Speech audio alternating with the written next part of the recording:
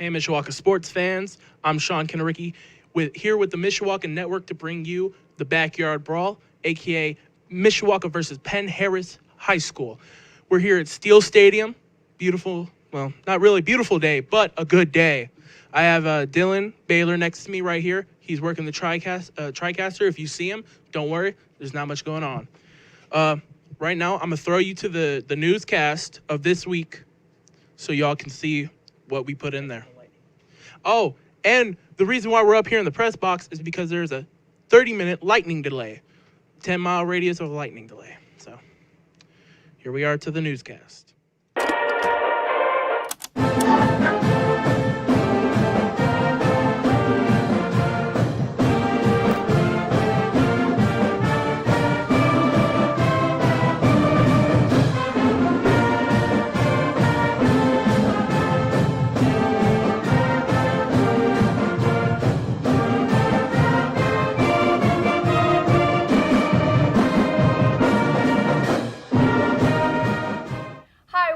Newscast for the week. I'm Vanna. And I'm Anna. Here's the news for Thursday, August 29th. This past Wednesday was auditions for the 2024 fall play, These Shining Lives. Callbacks were on Thursday, and the cast list will be released soon. Good luck to everyone who auditioned. In addition to the play being announced, the 2025 spring musical was announced as well. The musical is Roger and Hammerstein's Cinderella. More information will be available this spring. If you are in any of the MHS bands, jazz band signups should be announced soon by Mr. Chamberlain. Jazz band is also in need of a piano player. The Mishawaka Choir is doing a mum sale that began on August 21st and ends on September 4th. They are selling 8-inch mums in maroon, white, and yellow. Each pot is $10. If you want to buy some mums, find a choir student or contact Mrs. Such. Both the marching band and the choir have opened their spirit wear websites, including shirts, hoodies, crew necks, and more. You can also grab MHS 100 merch before some of their limited items become unavailable on September 1st. There will be no school tomorrow, August 30th, or Monday, September 2nd. Teachers are still expected to report tomorrow for staff development, while on Monday, everybody will be off for Labor Day. Tonight, the boys' soccer team is traveling against Riley High School to face against the Wildcats. Go support the Cavemen as they play this exciting game at 6 p.m. The boys and girls cross-country team traveled to Oxbow this past Saturday. Mishawaka placed 7th at the NAC Stomp. The top finisher for the boys was Nasser Farhan, and the top finisher for the girls was Corinne Flick. They will travel to the Penn Invitational this Saturday. Last week, the Mishawaka Cavemen opened the season at Marion. In the first half, the Cavemen were plagued with penalties and turnovers, with the score at the half being 17-7. Nevertheless, the team showed incredible resilience and took the lead in the second half. Notable touchdowns from Caden O'Neill and Gage Fikowski and big defensive plays led the Cavemen to a 41-24 win over the Knights. Tomorrow night's football game, we're going to be going against Penn High School. This game starts at 7. You're going to want to get there early because there's going to be lots of people there. The theme is also whiteout. Good luck, Cavemen! Tomorrow at the home game against Penn, the band will be unveiling a great halftime show playing several songs by the Beatles. This Friday, they will perform Day Tripper. The halftime show will be streamed on Mishawaka Network if you can't make it. Hi, I'm Corinne, and this is your local news for this week's newscast. Last weekend, Michiana had the Renaissance Festival. A Renaissance fair is a lively event where people in period costumes enjoy jousting music and performances, while shopping for handcrafted goods and participating in activities like archery. This is an annual event, so if you want to go, get ready for next year. On August 21st, the school board meeting talked about having therapy dogs come to Mishawaka schools. Seek approval of a therapy dog program at Battelle and Hums Elementary, Beeger Elementary, and John Young Middle School. The program would introduce a therapy dog to the daily environment at these 4 buildings to complement our social emotional learning that we provide for our students. Currently, Penny is already working at LaSalle Elementary and would start going to Hums, Ocean would head to Beeger, and Michael Jordan would go to the middle school. The Marshall County Blueberry Festival is happening this weekend from Friday, August 30th to Monday, September 2nd. The festival is a full weekend of fun, music, and entertainment. Thank you for watching. Shout out to DJ Chamby. And shout out to Mrs. Such. Have a great 4-day weekend, Cavemen.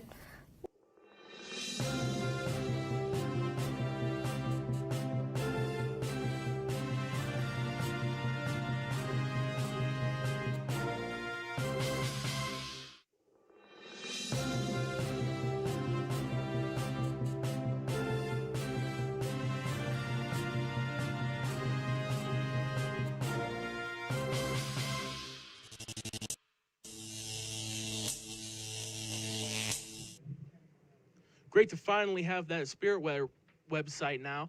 I've been asking for that about a week and a half, but glad to have it. Next up, we will show you the broadcast schedule over the Commissioner's Corner by Paul Neidig. So we're going to show you that now. It's time for the Commissioner's Corner, an exclusive weekly conversation about Indiana high school sports with the Commissioner of the IHSAA, Paul Neidig. Now for an up-to-the-minute report about what's happening in the constantly changing world of high school sports, here's Coach Bob Lovell with Commissioner Paul Neidig. Welcome back, everyone, to our weekly conversation with the Commissioner of the IHSAA, Paul Neidig. And Commissioner, last Friday night, opening night for high school football, weather was great, crowds were huge, seemed like all in all a tremendous night. Oh, it was, Coach. I mean, it was the first chapter in the high school football story for this year, and it was. I mean, we received a lot of information back. Our staff was out across the state watching games, and, you know, it's that time-honored tradition that local community does every year, and it turns the lights on for the first football game, and people showed up, and as the teams, they say, then they showed out. We're still a few weeks away from knowing who's going to be, you know, really good and who's got a good chance of making it to Lucas Oil Stadium, the home of the Colts, but again, it was just a phenomenal night. One of those nights where two number ones go down to defeat. Not something that happens very often, but we have to underscore the fact that it is the first week. There's some really good football teams, and coaches still aren't really sure exactly where they are and what they have. And that's why we talk about that concept of making improvement from game one to game two as being one of the most important weekends of the year. Oh, that's exactly right. You know, I have a brother that's an assistant coach down in southern Indiana at the old alma mater, North Posey, and you know and they won their football game, but that staff immediately went to work when that game was over with that night, dissecting film, communicating. Then they got their kids in, looked at them on Saturday, got them all, make sure that all their health checks were done. But then they went right back to work in the coach's office on Sunday, and they're putting together a game plan, finding ways that they can improve. You know, and it was just that effort made, and you know, it's incredible the amount of work, but the passion our adults have in working with our student athletes and trying to give them the best possible opportunity to win a football game and succeed on the field and meet their goals.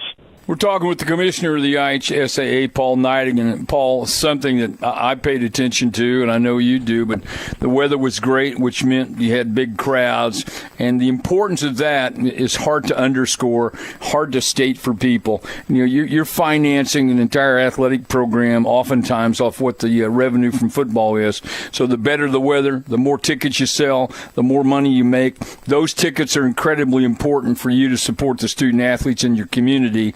And we're hopeful that we can have similar weather throughout this football season.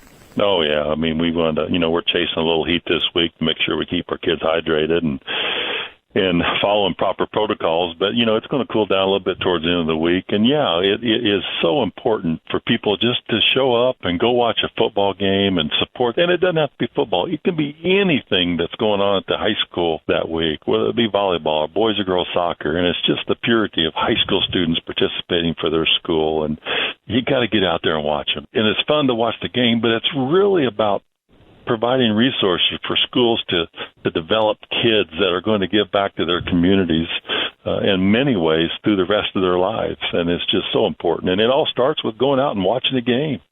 We also have, obviously, our fall sports in full swing. It's a great time of the year, and it's fantastic to be on these campuses of our schools watching and being a part of what's happening with the fall sports programs. Absolutely, Coach. I enjoy it so much to get out there and watch what goes on in these communities. And again, it's part of the fabric of this great state and the state of Indiana, because an education-based athletic system still matters here. And not all the states across this country can say that. He's the Commissioner of the IHSAA. It's Paul Neidig. This is our weekly conversation about all things IHSAA related. Get out to a ball game, support the student athletes in your community, and make sure sportsmanship is your number one goal. Do it and do it the right way. Commissioner, great to spend time with you. As always, have a great weekend. Thanks, Coach, and thank you for promoting this great sporting world of Indiana across your radio network. Thanks for listening to The Commissioner's Corner with IHSAA Commissioner Paul Neidig and Coach Bob Lovell. And thank you for your continued support of the high schools in your community. All right. I got Daniel and Evan here next to me. They're going to be hosting the show. Daniel interviewed Coach Keith Kinder earlier this week, and here it is. All right, welcome to the Mishawaka High School Football Coaches Show, presented to you by Southwestern Michigan College. I'm Daniel Phillips here with Coach Kinder. Coach, how does it feel to be on your second now Coaches Show of the season? Well, you know, it's nice coming here after a win. Get to talk to you guys about a good team win last Friday and moving on to a tough opponent. All right, Coach, let's talk about that team win. Started off after the first half. You guys were down by 10. The score was 17-7. What was said and what difference did you see in those players? Well, you know, not a lot was said. That would imply that I get credit for something that I had very little to do with. We talked about going through ups and downs together, which is kind of our word for the season. And we had talked that good things were going to happen and bad things were going to happen. It was how you reacted to those things. And I knew we would play better in the second half. I didn't think we played poorly in the first half. We just had some silly mistakes that kind of ended some drives, kind of extended some drives for them or gave them some points. And we cleaned those things up, and we played a heck of a lot better in the second half and got on a run, and Marion couldn't get the momentum back. So it was a great team win. I was really proud of the way our kids played, particularly in the second half after having some adversity. When it's the first time doing anything, no matter how many times you've done it, getting the first win out of the way, I'm sure is very nice. How is that for you and the players? Getting that first one out of the way against a team that's just across town, but still, that first win, starting out the season on a high note, how does that feel? Well, winning games is so much fun. It beats the alternative. So anytime you win a ball game against a quality opponent, you know that you've earned something, and we earned it against Marion. It was a really good team that's going to win a lot of games. It was a super physical game. It was probably the most physical game we've had against them in my 7 years. So we've had to recover from some bumps and bruises and trying to move on early in the week here. All right, and Coach, a lot of great player performances individually throughout that game, but one that I got to highlight and also have to mention that this was his first varsity start, and he is a sophomore. Caden O'Neal, he rushed for 162 yards and 3 touchdowns, all in the second half. How much does that mean to you, to him, and to the team as a whole? Well, it was really fun to watch the way he ran the football, particularly in the second half. He was hard to tackle. He was not getting tackled by one person. And his 3 touchdown runs, he was breaking tackles in all 3 of them. Got to be better with taking care of the football. I think that one that he got called down in the third quarter was really close. Could have gone either way. But he had a ton of fun. It was so fun to watch the smile as he came off the field. He's a tough, competitive kid that cares about the program, loves his teammates. So I think he's going to have a great season for us. All right, Coach, this is a very, very big week. I mean, every week is big when it comes to football, but this is individually a big week. It's Penn week. You guys are doing a lot of prep for that, and today was the start of the week, kind of or earlier in the week, and it was a little different. It was unconventional practice. You guys had practice at 6 a.m. How was the weather affecting your guys' preparation for this week? Well, the biggest thing was we wanted to make sure that we didn't get a lost day, because nothing is going to happen outside this afternoon. And last year during this week we had the same kind of issues with a heat advisory, and we had to be indoors on a Tuesday and got very little done. And I didn't think that we were as prepared going into the game as we needed to be. So we made the decision to go this morning because we have to, Tuesday for most football programs is probably the most important day in game preparation. So we had to have a good practice. We had a good practice. It was short because of the start of school, but we got a lot accomplished this morning. The weather was great. It was kind of nice to watch the sunrise at Steele Stadium. Comes up just over there. It was beautiful this morning, and it was a high 70 weather. not much to complain about. All right, both sides of this game, Penn and Mishawaka, get very excited, and both teams are always honored to host this Backyard Brawl. This year we're hosting it for the first time, or you guys, are hosting it for the first time since 2019. How does that feel to you and the players? Well, I think it's exciting because it's our first home game of the year. You know, you add that we've got a new turf field that makes it exciting. I think the community will like to see that as well. And like you said, like this is a game that matters to a lot of people. It matters to the communities of both teams. It matters to the kids, and to be perfectly honest with you, it's important to the coaches as well. You know, we've got a lot of respect for their coaching staff. We spend time with them in the off season at various clinics, and you know, so whenever you can compete against guys that you consider friends and people that you look up to, that's a great opportunity. And Coach, lastly, there are a lot of different changes in both programs. Besides winning, what is the one thing or a few things that you want to accomplish in this matchup against Penn? Well, I think the biggest thing is this is going to prepare us for the rest of the season and the tournament. You know, you put Penn on film. I can't imagine that we have to defend someone as fast as Penn is. You know, between the quarterback, the couple receivers they have, the running backs, they've got some speed. That's going to help us in our conference season. It's going to help us in the tournament. And to be honest with you, I just want to see us compete. Right? Like, and it's the same thing every week. Obviously, you want to win the game, but the biggest thing, the way that you win football games against good people is you play hard, you play physically, you play fast, you line up correctly. And to be honest with you, I didn't think we played very well last year against them, and I think our kids recognize that. We weren't ready to play. At the beginning of the game, we made a lot of silly mistakes. I thought we were a little timid. Those are the things I'm looking for this week, right? And I think if we do those things better than we did a year ago, then we might give ourselves a chance to win in the fourth quarter. It's certain to be a very fun, exciting matchup between you two very good teams, two very good traditional programs. I'm looking forward to it myself. That's going to wrap up this week's Mishawaka High School Football Coaches Show, presented to you by Southwestern Michigan College. Thank you, Coach, as always. All right, thanks, buddy. Forte Waterproofing is celebrating over 60 years of satisfied customers. Experience, innovation, hard work, confidence, pride, honesty, integrity, determined, committed to achieve excellence. Fix it with Forte. Fix it for good. This stream is brought to you by Forte Waterproofing. They're our presenting sponsors. They keep these streams free for everyone to watch, and they support our athletics and fine arts programs. Here's Daniel and Evan next to me. What do you think about the new turf? Shawn, I think it's great. I think it's really beautiful, as we were talking about before the stream started. It's really nice. I think the players are enjoying it. I know Coach Keith Kinder is enjoying it. We talked to him about that this past week and the week before that. And I think opponents will enjoy it. You know, there's a lot of benefits to that. And I think who's going to enjoy it most are the painters, the guys that used to have to come, you know, early in the week, in the middle of the week, go through all of it and paint it. This is going to stay permanent. It's going to be way nicer to take care of and way easier for those guys that do all that hard work. Yeah, easier to keep up. Yep. I like it. It makes me feel proud to go here.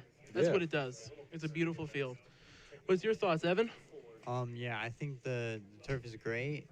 It's good for the players, and you're right. It's more easy to maintain. It's more flat, like grass. You have some like bumpy spots, and it's flat.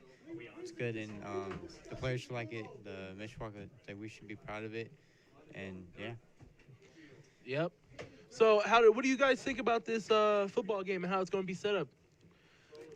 I'm very excited about it. I think, you know, the Backyard Brawl is something that's always so highly anticipated year after year. We had a 4-year break from it. Fans did not enjoy it. I personally, as a football fan, high school football in particular, I did not enjoy it. I love, you know, Penn versus Mishawaka. It's something that I've always looked forward to fall after fall, like every season, because it's just so much energy and hype around it. And each team, you know, that game every season means so much. It's a moral boost, but it's also, like it's a confidence boost. But throughout your entire conference and throughout all high school football, you're like, the winner of the Penn Mishawaka game means so much. Yeah. It's a good game to start off with. We had Marion last week on Friday. We played at their place. This is one of our first games of the season, playing on our own turf, quite literally. And it's a great team to start off against, first thing on the field. Yeah, first home game. These guys are going to be hyped. I mean, on the players on the field and the people in the stands, and even us up here, we're going to get excited. We're going to make some, loud, exciting, energy-filled calls. Really looking forward to it. Shawn, you'll also be covering halftime, so I know you'll be enthusiastic about it. I'm going to try to get some interviews in for that. But, yeah, it's going to be a great show on the night. Unfortunate that we had that rain delay due to the lightning, but looks like that's clearing up. Shouldn't be a problem for the rest of the night, and I'm really looking forward to it. Evan, what do you foresee happening in this matchup, or something that you're looking forward to this Mishawaka Penn football game tonight? This is my first time watching a Mishawaka game, and it's cool to see that they're going against one of their greatest rivals, and I'm excited. I hope we win, and yeah. Yeah. Okay. Shawn, you're a senior, right? Yes, sir. So you've been going here for 4 years now. This is your fourth football season. What's the one thing about Mishawaka football, those Friday nights that you enjoy here in Steel Stadium most? I enjoy our student section and how hyped they get and how much they just yell and yell. I just love the energy they bring, and I love how you can just feel the energy build up until the end of the game. And no matter who wins, it's always good to come out here and watch a football game, It's exciting to see, it's awesome, and it's great to be a caveman. Completely agree. I'm proud to be a caveman. Evan, I know you are too. Yeah. It's going to be a great showing tonight. I'm really looking forward to it. We've got a lot of notes for you guys. We've got a lot of things in store. As I mentioned, energetic calls. There's going to be a lot of big plays in this game because we got big players in this game. So it'll be fun. Two huge rivals. I don't think either team can name a bigger rival for their school, Penn or Mishawaka. They're each other's biggest rival. There's no doubt about that, which is why everybody loves this game so much. Shawn, you mentioned our game last week, or Mishawaka's game against Marion last week. They took the win there, score 41-24. A big win, a great win, and a come-behind victory, actually. They were down at halftime 17-7. I was at that game taking pictures. How important is it, Shawn and Evan, for them to not fall behind in the first half? I think this game is just a proof that they have what it takes to continue on the season with a good start. If we can take it forward and put the pressure on Penn, I believe our boys will be ready for anything that goes towards them this entire season. Evan? Yeah, I think getting doing good in the beginning leaves air for later. They can kind of fall back if they're up, and it also it brings a statement. Yeah, making a statement is huge, and making a statement like that is even more huge. So we actually talked to Coach Kinder. I did in the coaches show the first week when he was going in to play Marion that last Friday. We were talking about how important it is to get off to a good start, how impactful it can be, and how motivated it can be for your players. So hopefully they do that. A lot more to come, a lot more to say. We will be back, but we're going to cut to a commercial. Be back shortly here on the Mishawaka Network. Some people see a huddle in the locker room. We see a second classroom. Some see a student athlete on the court. We see a future leader in the community. You see, high school sports in Indiana are special. That's because they're about learning and growing, not just winning and losing. Fans, I'm Commissioner Paul Neidig. Support education-based athletics in Indiana by buying a ticket to your high school's next athletic event. Some see a student athlete working hard in the weight room. We see a future leader learning there are no shortcuts to success. Some see a start to a swim meet. We see the starting blocks for life. Proud to keep education in front of athletics since 1903. Some see a student athlete working on a shot. we see a powerful lesson in persistence. Some see a student preparing for success on an exam. We see a student athlete preparing for success in life. Proud to keep education in front of athletics since 1903.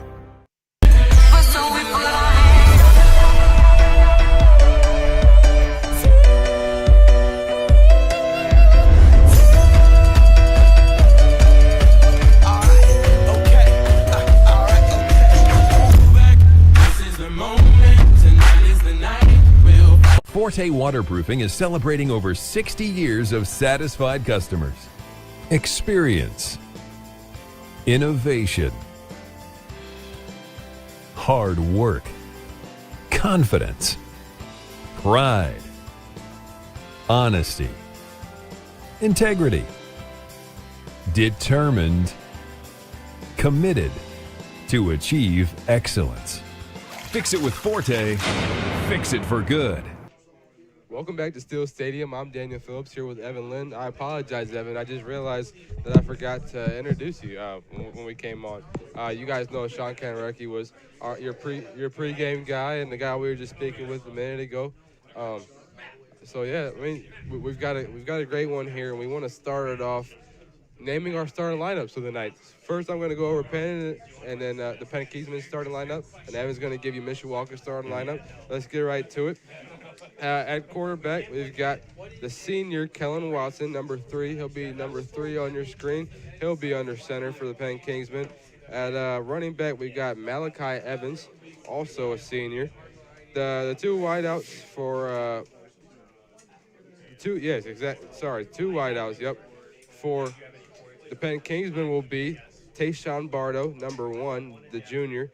Also a 4-star and ranked number 4 in Indiana and the 2026 class, excuse me. Your split end is Jadon Parker, and then let's go over the offensive line. At left tackle and left guard, we've got Kevin McGee and A.J. Needham. At center, we've got Aiden Deal, the senior.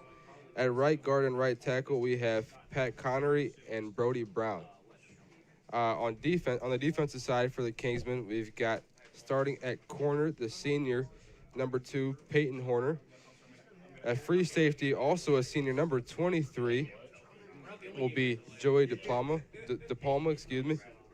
The cornerback the other cornerback, the corner 2 for the Penn Kingsmen will be number 21, the junior, Colden Hernandez. At strong safety, you'll have son of Marcus Freeman, Vinny Freeman, the junior. He'll be number 7 on your screen. Inside linebacker will be the junior, number 34, Wrigley Hull, excuse me. The other inside linebacker will be the number 9, the senior, Wilson Thomas, excuse me. Wow, butchering these names badly here. Outside linebacker, number 33, junior, William Blue. Wow. Defensive end, defensive tackles will be Quinn Watson, the junior John White, and senior J.T. Seeger. And then your other defensive end for the Kingsmen will be the junior Christian Bonner. Evan, what do we got from Mishawaka? And let's try not to butcher the names as bad as I just did. All right. So for quarterback, number 10, excuse me. We got Landon Snyder, and he is a sophomore. And for fullback, we got Kane O'Neal. He's number 2, and he's also a sophomore. For halfback, we got Gage Spychowski and Caden Smith, which are Gage is 13 and Caden is number 4, and they're both seniors. And then for split ends, you have Colton Hanley and Josh Sandy, which Colton's a junior and Josh is a senior. And then for the O-line, we got tackles Tyler Musk and Cody Hangold. And for the guards, and they're numbers 64 and 73. They're both seniors. And for the guard, we got Trevor Wendt and Lucas DeWilkins, which are both juniors. And then they're both number 74.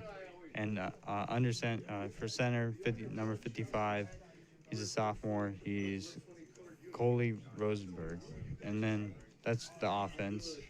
For the defense, we got safeties Brady Hooton and Brady Newsome, which are number 0 and 29. They're both seniors. And at corner, you got Drew Ginter. He's a sophomore, and Walker Hahn, which is another sophomore. They're number 1 and 14. And outside linebacker, we have number 14, Walker Hahn.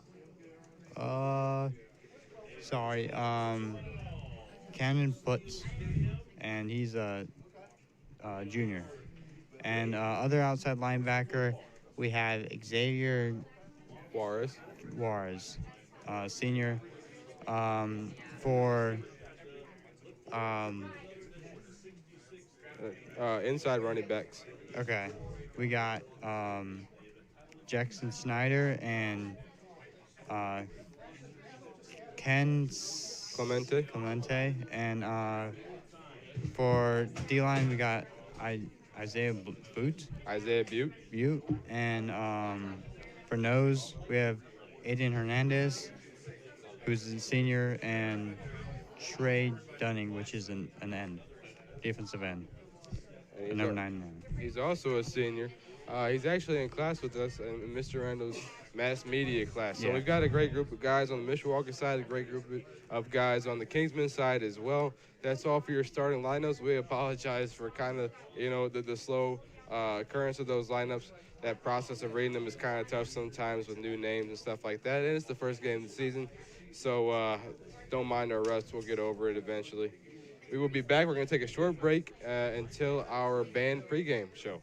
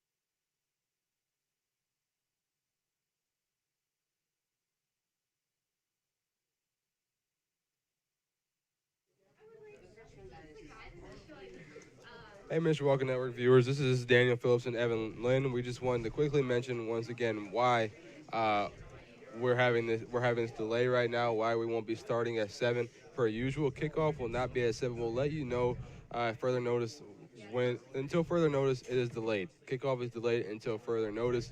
We will get the kickoff time to you eventually, but it is a delay. We're delayed right now because of lightning. There was lightning spotted within the 10-mile radius, which means, as you know, that there's at least a 30-minute delay until we don't see any more lightning. So we will let you know when we'll be kicking off, but kickoff is delayed until further notice.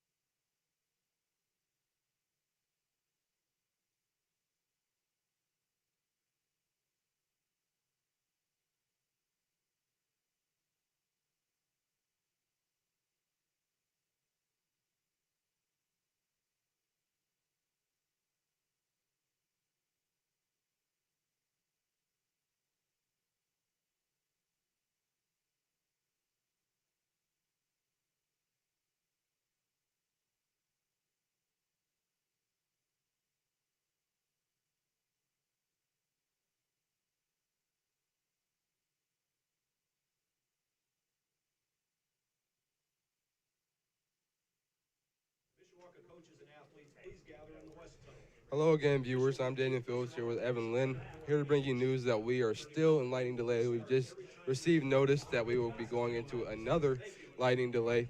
We are still unaware of when kickoff will be, but once we get that information, we'll be assured to notify you viewers. Sorry for the inconvenience, but once again, once we receive that information, we will notify you viewers. Thank you.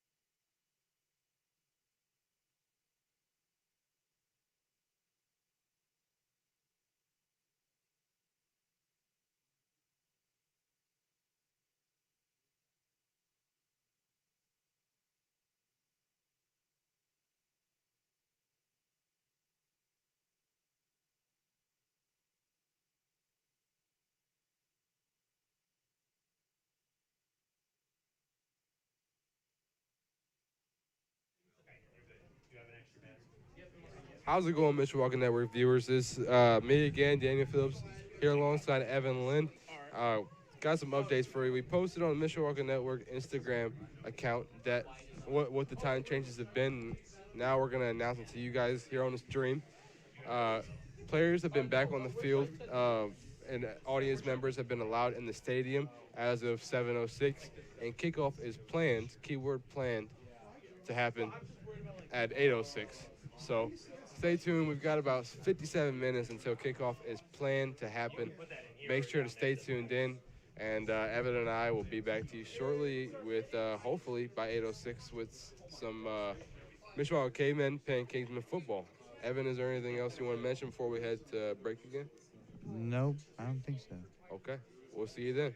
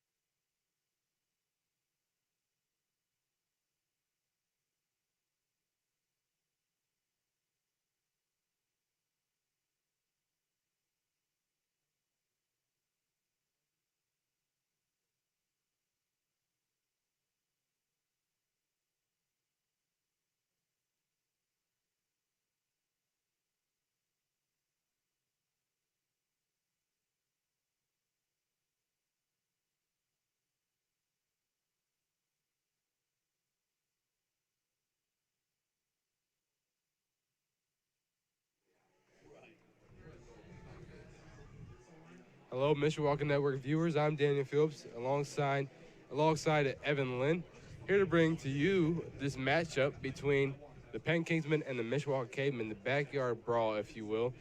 The name is known probably most popular by. Got a lot of fans in the stadium filing in with about 36 minutes until kickoff. Hopefully until kickoff, that is the plan. As you know, we had some weather delays with lightning being spotted multiple times, which has pushed forward our kickoff time to 8:06. But we've got a great matchup here. Two very, very good teams in a very, very traditional and storied rivalry. Evan, how are you feeling about this game today? I'm feeling great. Hopefully, like, no injuries or anything like that, and hopefully it should be hoping for a close game. Yeah. And what we want. yeah, and it should be exciting to watch. It's my first game, or watching the Cavemen, and yeah. That's awesome. I mean, yeah, I'm very excited too. I had the pleasure of watching the Marion game last Friday, where the Cavemen defeated the Knights at Marion. Let's dive into that a little bit, Evan. We've got our sheets here. Yeah. Score summary and all that good stuff about that Marion game. Yes. Last week. So, Marion game, huge win for the Cavemen. Starting off strong. You always want to start off strong. With the win, because weren't we down at halftime? Right? We were down at halftime, Evan. We were down by 10, actually. Score was 17-7. Not at all where you want to be. The players went in after halftime, walked off the field. Could tell morale was very low. Nobody's going to be happy after they're losing a game, especially that they're expected to win, right? And away from home. So they were down 17-7, but something changed, Evan, because what was our final score? It was 41-24. That's a big difference, right? Yes. That means Marion scored only one touchdown in the second half, whereas Mishawaka scored a lot more than just one touchdown, right? So, huge comeback, come behind win over Marion for the Cavemen. Let's highlight some players that had big performances last game. Caden O'Neal rushed for 162 yards and 3 touchdowns as a running back in his varsity debut. It's huge. Caden O'Neal is a sophomore, played very, very well. He had a near fumble, but he was called down.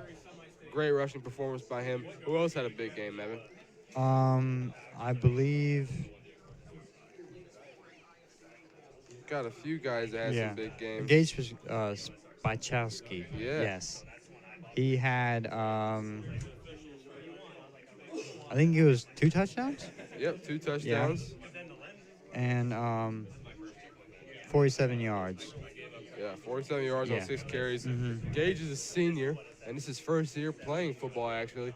I had weights with Gage last year, my sophomore year, his junior year. And we had weights, and our overseer was and trainer was strength and conditioning coach for the Cavemen and assistant coach for the Cavemen, Coach Surgeon and the Big Cat, as you know him, our Coach Caldroni. They were our coaches for weights class, and they were hounding Gage, talking about how he needed to play football because of how athletic he was and how strong he was, and how he would just be a perfect fit to fill in some shoes of the seniors that graduated in 2024. So, Marion game, we had you mentioned that Gage Spychowski scored 2 touchdowns. Caden O'Neal scored 3. So big game by them. Also, another huge thing, Jackson Snyder, the Mishawaka sophomore quarterback, had his varsity debut as well. What were his passing stats, Evan? I believe he caught 1 catch. Oh, yeah, he had 1 reception for 14 yards. He threw 1 reception. He went 1 for 4. I see what happened there. So Landon Snyder is the younger. He's the quarterback, and Jackson Snyder, his older brother, is the linebacker / running back. That's okay. The 2 names get mixed up. You only got 1 letter that determines which is which, the L and the J. But yeah, so Landon Snyder, sophomore quarterback, varsity debut, didn't go as well as he'd hoped, but he's hoping for a better showing today against the Kingsmen. First game at home for a lot of guys at the varsity level, so very excited to see how they play. Marion game, think we've done just about all we can to recap the offensive side, but let's talk about the defensive side. On the defensive side, we had, on the defensive side, the Cavemen got some pretty good performances. Jackson Snyder, brother of Landon Snyder, he had 11 tackles and 1 interception. So a great performance by him, who also had a big game. I think it is it Ken Putz? No. Yep, Ken Putz. Ken Putz. Yeah, he had 6 tackles, 2 assists, and I think it's 4 tackles for loss. Yeah. He had one huge play. Well, he had a lot of huge plays, but one in particular play that we actually posted on our Instagram, on the Mishawaka Network Instagram account. Huge hit. Yeah. Marion quarterback caught the snap, tossed it to his running back, and immediately after the running back's hands made contact with the ball, boom, Camden Putz made contact with him for a loss. So a lot of great things that happened in that Marion game. Once again, the final for that game was Cavemen 41, Knights 24, excuse me. So huge game. We're going to wrap this up. That's your Cavemen recap. We'll talk about Valpo versus the Kingsmen later. And following that, we will get you some gameplay, play-by-play by myself, and color commentary by the one and only Evan Lynn. We'll be back, head of commercial very quickly, with some more things for you. Some people see a huddle in the locker room. We see a second classroom. Some see a student athlete on the court. We see a future leader in the community. You see, high school sports in Indiana are special. That's because they're about learning and growing, not just winning and losing. Fans, I'm Commissioner Paul Neidig. Support education-based athletics in Indiana by buying a ticket to your high school's next athletic event. Some see a student athlete working hard in the weight room. We see a future leader learning there are no shortcuts to success. Some see a start to a swim meet. We see the starting blocks for life. Proud to keep education in front of athletics since 1903. Some see a student athlete working on a shot. We see a powerful lesson in persistence. Some see a student preparing for success on an exam. We see a student athlete preparing for success in life. Proud to keep education in front of athletics since 1903.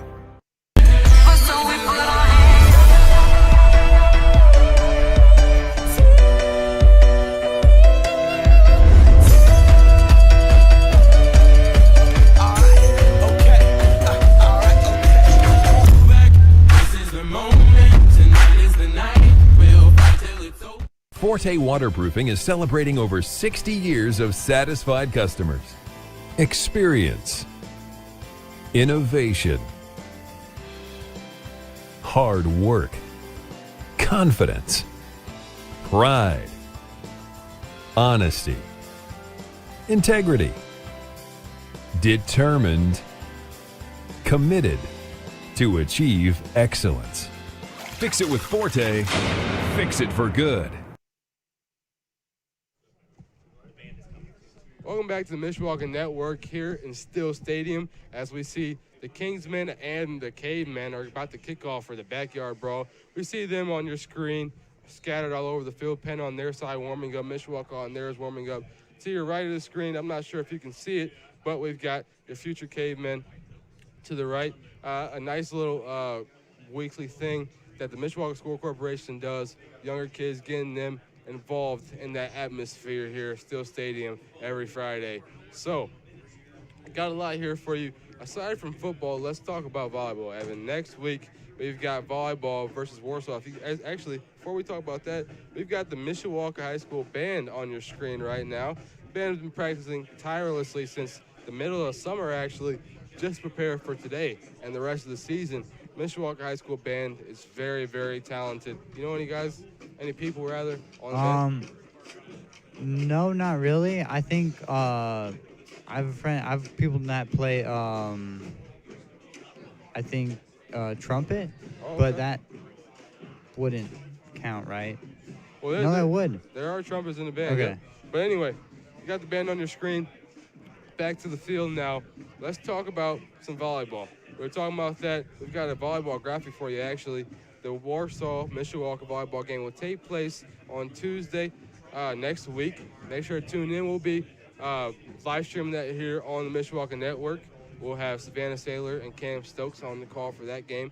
Last week, Evan, you and I, Mishawaka, that volleyball game last Tuesday was a thriller. No other word to describe it. Went to 5 sets, something that you obviously enjoy as a fan of sports, but definitely a volleyball fan. 5 sets is the maximum amount of sets the game goes to. It's a best-of-5 series, so when two teams are tied up with 2 sets each, it means it's going to go to the 5th set, and that's going to be the end-all, be-all. It's going to decide the game.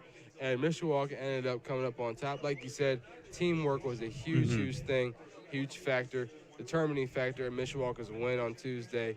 Did a great job showcasing how well they know each other and how well they can play together. So that was great. Make sure to tune in on Tuesday to that Warsaw Mishawaka game. Got a lot of broadcasts coming up.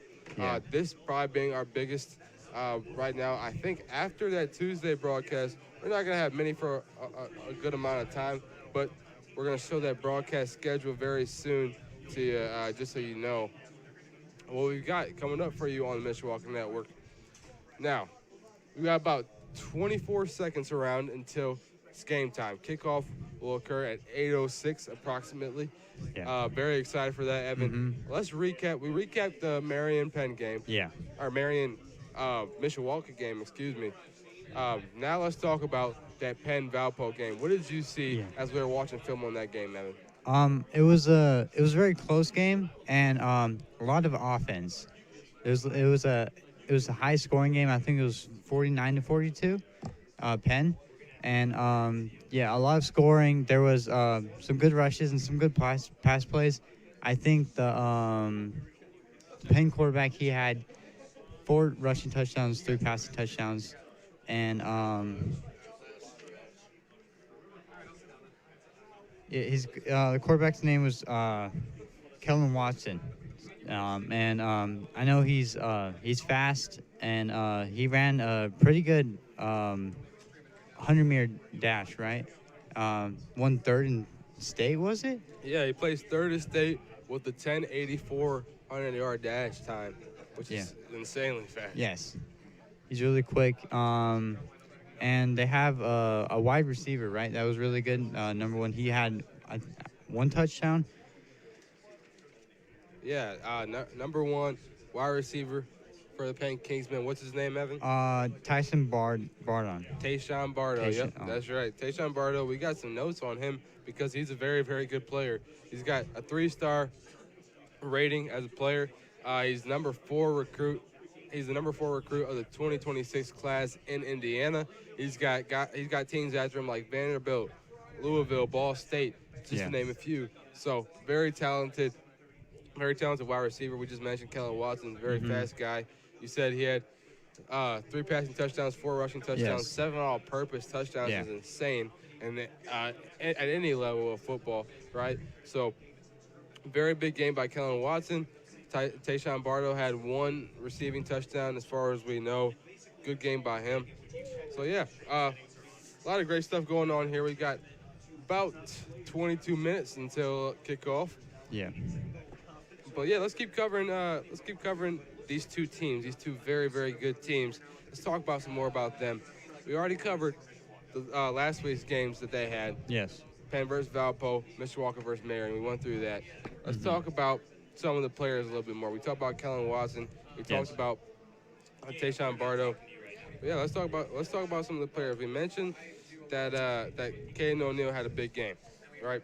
He had 3 rushing touchdowns for 162 yards. It's a big game. Talk a little bit more about some Mishawaka players that had a good game last week. Do we mention Caden Smith?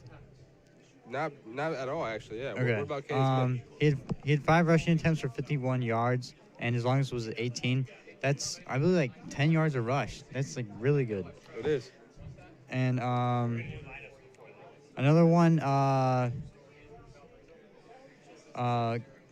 Jackson Snyder with 11 tackles. I think that's the most on the team, and 3 assists and 1 interception. I think we mentioned him earlier. So yeah, a lot of big players, a lot of big names doing a lot of big things last week. Let's talk about some of those players. So Cannon Putz is in for a big year after a great sophomore season from him. He's a junior now, looking to make a big impact. Made a big impact last week with 6 tackles in the game. He had the second most for Mishawaka last game at Marion, behind Jackson Snyder, who you just mentioned. Now let's talk a little bit about the Snyders. Jackson Snyder and Landon Snyder, the quarterback, they're related. Landon is the younger brother of linebacker / running back Jackson Snyder. So that, you know, that kind of family bond throughout the Mishawaka Cavemen football team. We've also got the Francis relatives. You got Brady Francis and Carson Francis. Yeah. They're cousins. So yeah, a lot of family throughout this Cavemen team, which is pretty cool. You'd love to see that. Let's highlight somebody that is not mentioned a lot throughout all levels of football. Let's talk about the kicker, Blake Vandenberg. Blake Vandenberg is not only the starting punter and kicker, but he's also a very good soccer player. He's all-state. He's a goalie. He's very, very good at what he does. Now, let's go over the lineups. Now, we got the lineups playing here on the video board at Steel Stadium. Let's go over the lineups now for Mishawaka, starting off with our offense. Let's start off with Landon Snyder, our quarterback. Starting at quarterback is Landon Snyder. Our fullback, Caden O'Neill, sophomore, standout. We've got halfback Gage Spychowski. We've got halfback Caden Smith.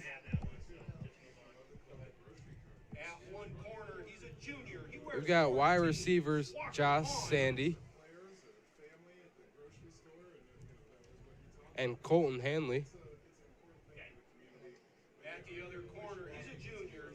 Let's move on to the offensive line. Tyler Most.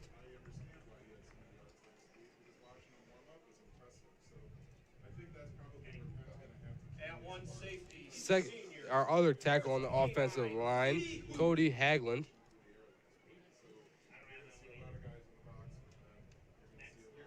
Our guards are Trevor Went.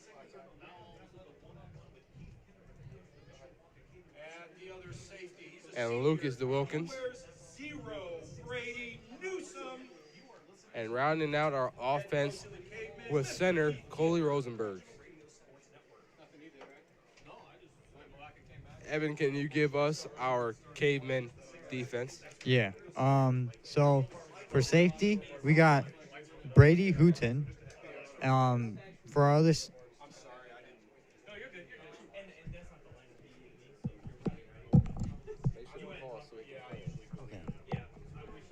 all right. For safety, we got Brady Hooton. The other safety, we have Brady Newsome. For our corners, we have Drew Ginter. And we have, for another corner, we have Walker Hahn. For our outside linebackers, we have Camden Punts. For other offensive linebacker, we have Xavier Heroes. Juarez. For our inside linebacker, we have Jackson Snyder. For the other inside linebacker, we have Isaiah Butte. For the D-line, we have Aiden Hernandez. And for our defensive end, we have Trey Dunning. We also have inside linebacker Ken Clemente.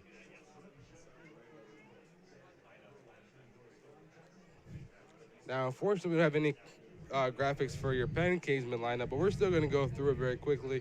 I'm going to go through your offense and defense. Starting with offense, we've got quarterback Kellen Watson, running back Malachi Evans, wide receivers Cohen Turner and Tayshawn Bardo. For your offensive line of the Kingsmen, we've got Gavin McGee, A.J. Needham, Aiden Deal, Pat Connery, Brody Brown, and we've got tight end Cole Bennett. Rounding out your offense. Now, for your defensive Kingsmen, we've got defensive end Christian Bonner, tackles J.T. Seeger and John White, defensive end Quinn Watson,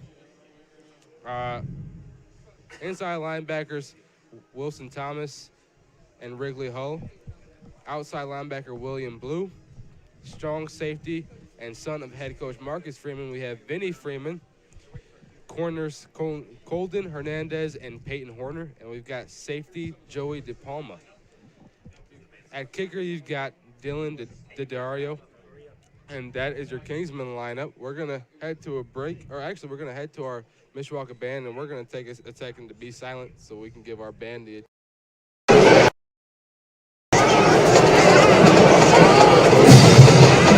Ladies and gentlemen, here comes the marching cavemen.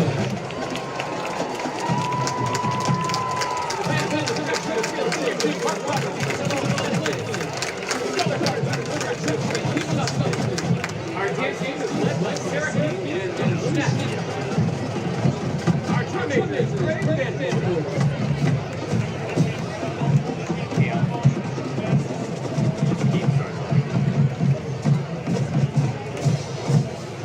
Right now, you should be able to get. Please welcome you, Penn Kingsmen.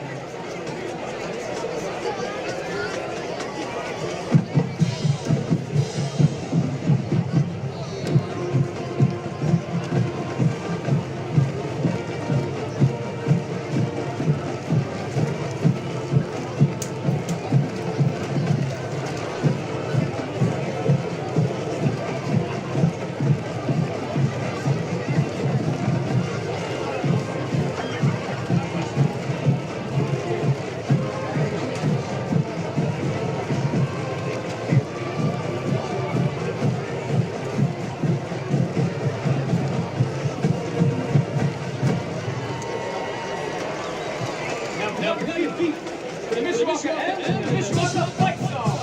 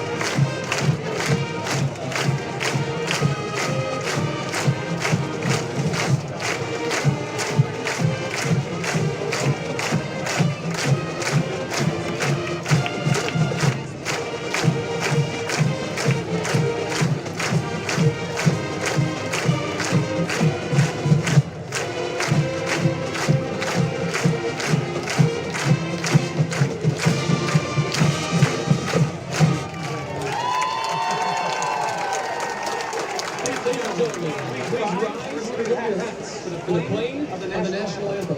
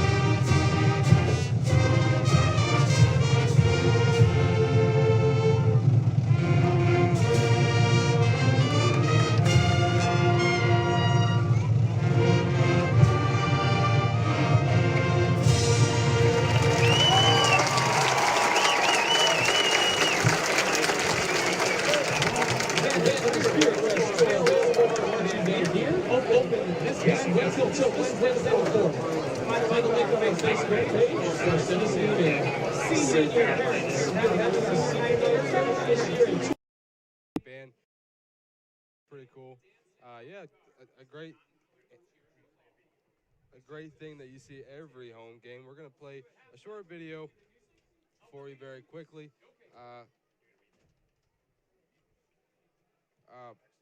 Ladies and gentlemen, could I have you move your attention to the Steel Stadium video board? At this time, Mishawaka School City of Mishawaka would like to thank Dr. Dean Speicher for his years of service to both Mishawaka and Penn High Schools. He was the Penn superintendent for 21 years from 1971 to 1992, and he came to the school city of Mishawaka in 2015 and served in leadership roles for 8 years, including 5 as a superintendent. He was recently joined by 2 good friends to say thank you before this big game. Well, Dr. Spiker, on behalf of School City of Mishawaka, we'd like to thank you for your leadership. Because of your leadership, we've been able to do a lot of great things, one of which is this football field we're standing on here today. So we certainly want to make sure that you know your... Well, Dr. Spiker, on behalf of School City of Mishawaka, we'd like to thank you for your leadership. Because of your leadership, we've been able to do a lot of great things, one of which is this football field we're standing on here today. So we certainly want to make sure that you know you're appreciated, and thank you for your time. As a proud alumnus of Mishawaka High School and the superintendent of Penn Harris Madison, and he was a longtime mentor and friend, and hiring me when I was 21 years old, I'm indebted to you as the entire community is. Thank you. It's been my pleasure to work with both of you, and also to thank you for the leadership that each of you are providing for your school systems this time. I'm impressed with your leadership, and I wish you the best in the future. Well, thank you, Dr. Spiker, and on behalf of everybody in attendance at tonight's game, we certainly appreciate the leadership that you've provided for both school corporations, and everybody can unite around the fact that you've been a phenomenal leader within their organization. Thank you.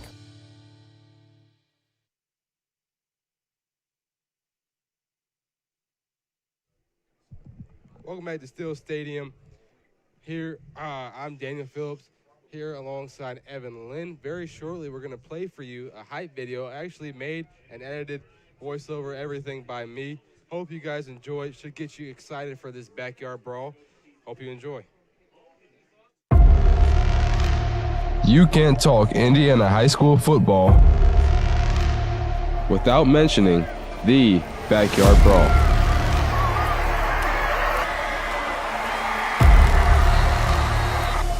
At last, this game is back in Steel Stadium.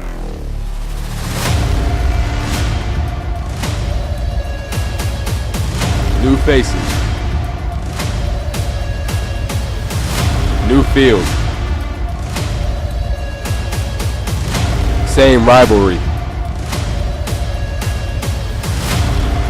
and same expectations.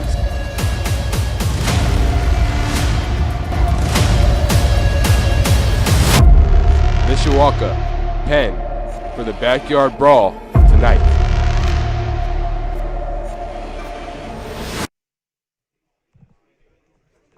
Hope you guys enjoyed that video. Put a lot of time and effort into that one. Huge rivalry makes for big time hype video, and I hope you guys saw it that way. Evan, you watched the hype video. What'd you think of it?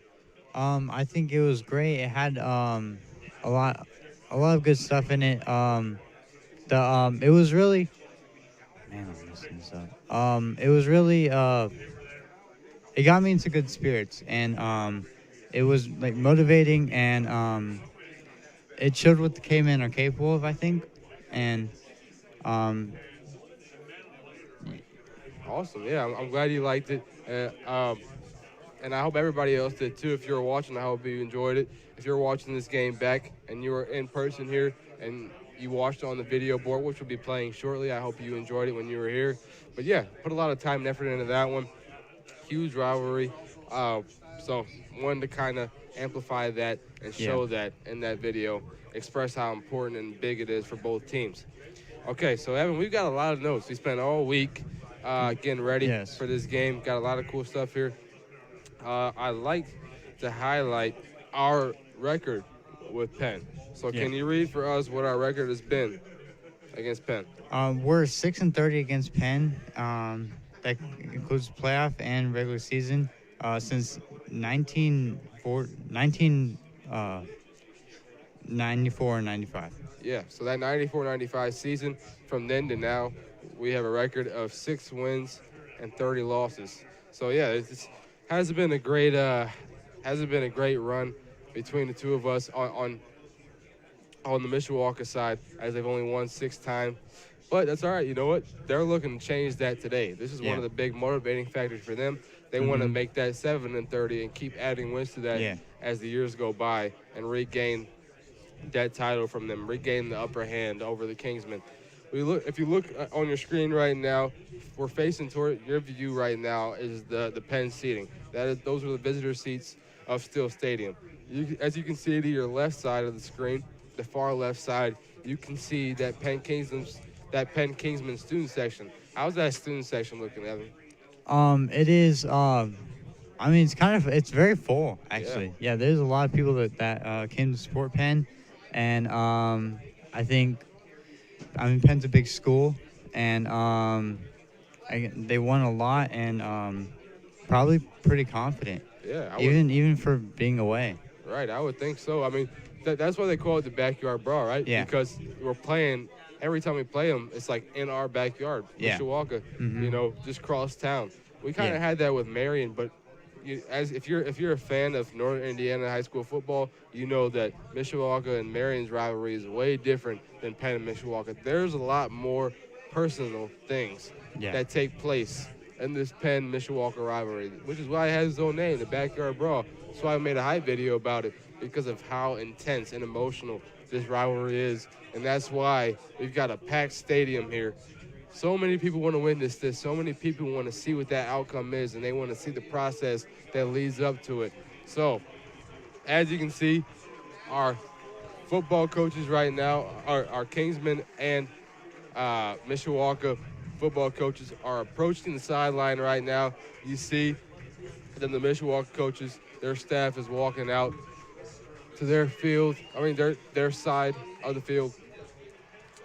But yeah, since we're talking about coaching staff, actually we see Penn Kingsmen across your screen. They're running across the field, getting prepared, hyping their side up, getting their fans ready to go. They're going to need their help here in a hostile environment like Steel Stadium. So we're talking about coaching staffs, Evan. What do you got to say about Mishawaka's head coach, Coach Kinder? Coach Kinder, he's been a coach for Mishawaka for 7 seasons, and he has a record of 52 wins and 18 losses. And at MHS, and that's great. Like 55 wins is huge. Yeah. And it shows just how smart and great he is at coaching these cavemen. Yeah, he's got a lot of personality when it comes to coaching football, especially with Mishawaka. You got the hype video playing on the video board. Hopefully the fans are enjoying that. But let's talk a little bit more about Keith Kinder. You and I, for the past 2 weeks, have been doing the coaching show with him, right? Yeah. What about what he said when I'm asking him questions have you learned from Coach Kinder? That he's really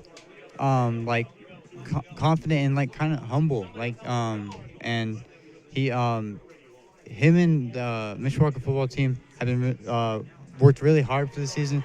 They've done a lot of preparation, and sorry to cut you off, Evan, but we've got the Mishawaka Cavemen running through the tunnel, running out of the tunnel rather, under the Steel Stadium side, approaching that student section, doing their gamely chant, getting ready to go, get fired up. That team is ready to go. They're wearing their home jerseys, the gray, maroon, and white. They're ready to go, man. They're playing their first game on this new turf. Very exciting. I know Coach Kinder, one of the things he was talking about in the interviews is how it's impacting the players' performance. Yeah. They're very excited to play in a new scenery, you know. When something is nice and polished and redone just for your football team, it's got to make you excited, right? So you got Mishawaka approaching their sideline. The Kingsmen have already done so.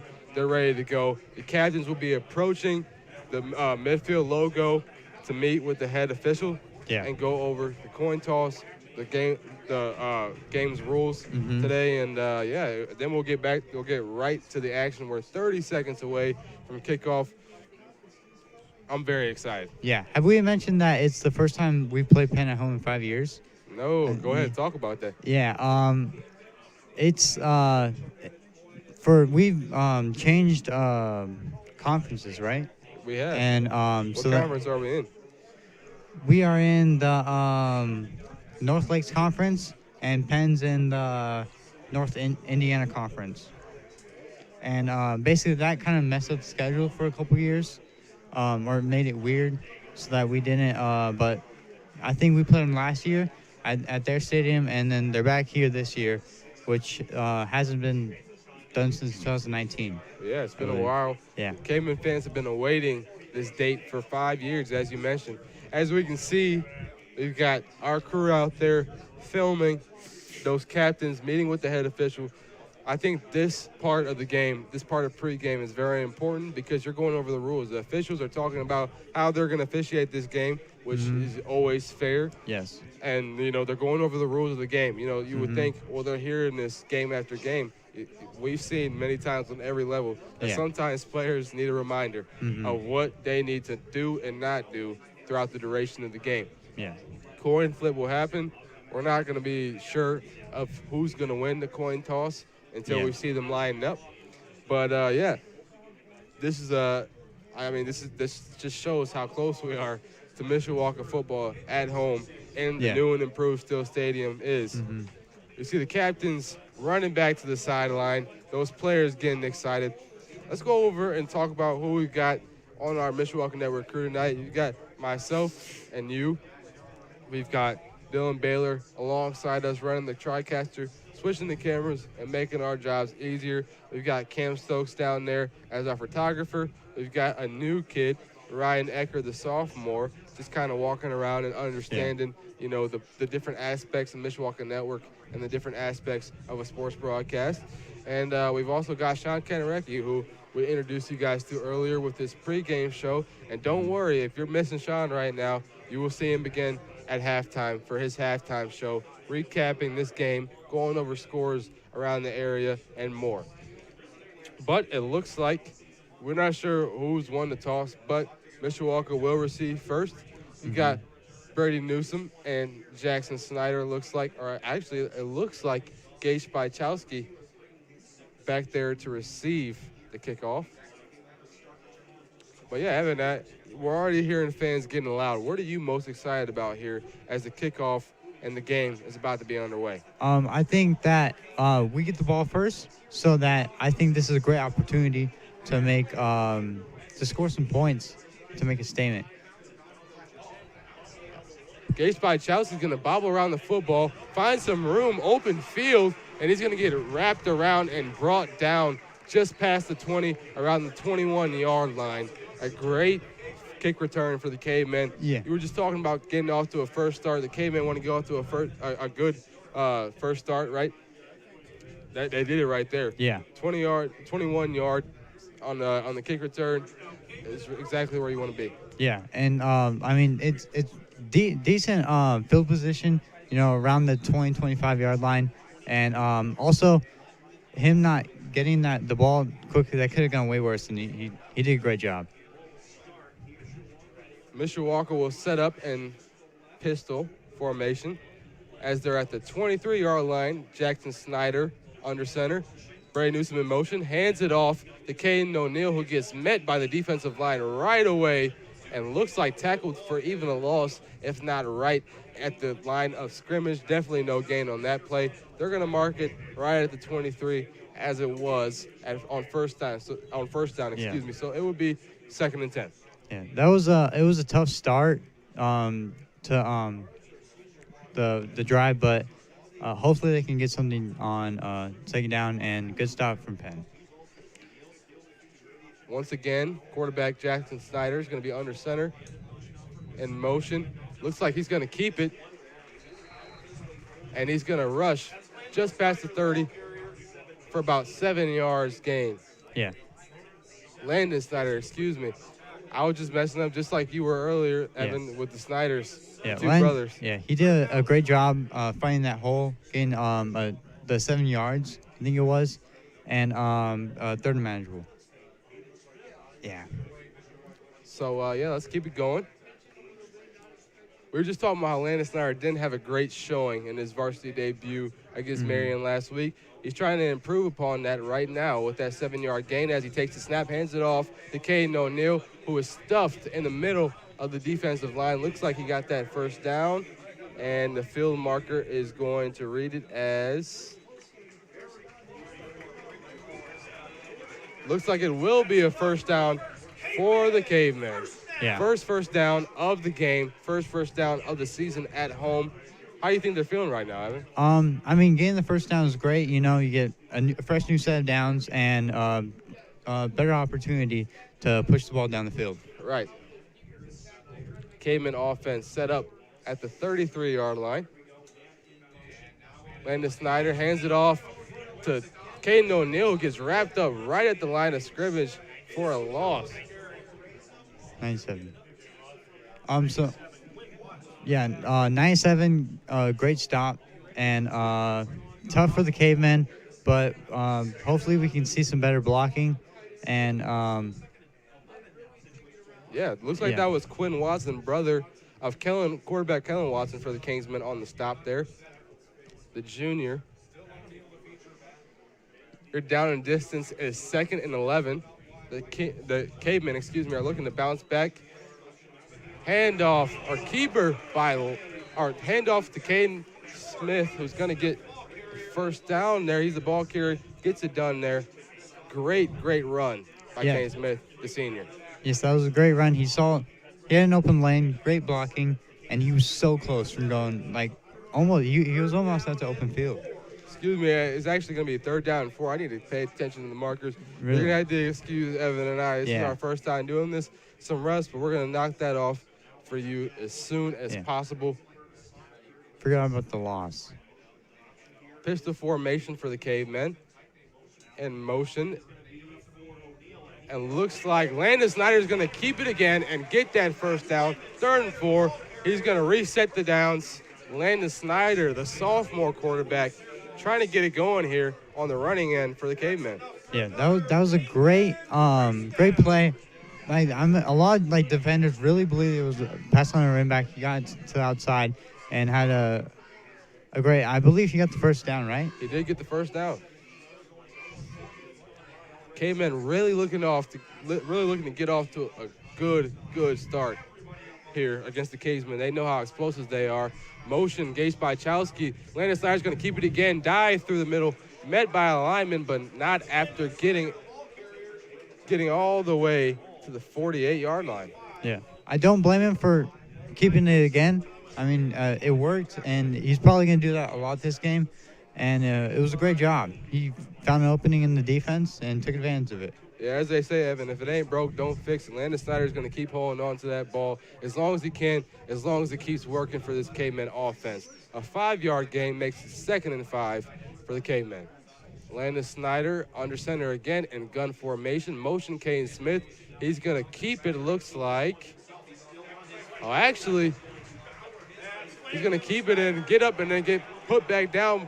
He's going to get helped up by his teammates. Landon Snyder, another run, another keeper. He's going to move the chains again, resetting the downs. First down, Cavemen. Yeah. Again, not surprised that he kept it. He did a great job. He had a good run, got the first down, and just working to move chains, push down the ball down the field. Great play by Landon Snyder. Landon Snyder, a young kid, sophomore quarterback. He's taken over for Brady Fisher, who started his junior and senior year. Great quarterback for the Cavemen. He's now graduated. Big shoes to fill. But on this first drive at home, he's doing a pretty good job, I say. Caden Smith in motion, takes the snap. Snyder's going to keep it again, get wrapped up right for only a gain of 1. Thought he got wrapped up at the line of scrimmage, but he's going to get 1 yard on that attempt. Looks like Jonathan Searfalls is going to make that tackle there, wrap up quarterback Landon Snyder. Yeah, he kept it again, and I guess the defense is kind of picking up on that. So changing it up wouldn't be such a bad idea. Not at all. Good defensive adjustment for the Kingsmen.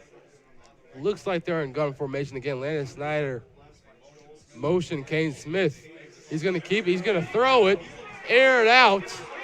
And it's Cole Hanley, looks like. And who is that? In the end zone, the touchdown for the Kingsmen. They strike first here at Still Stadium.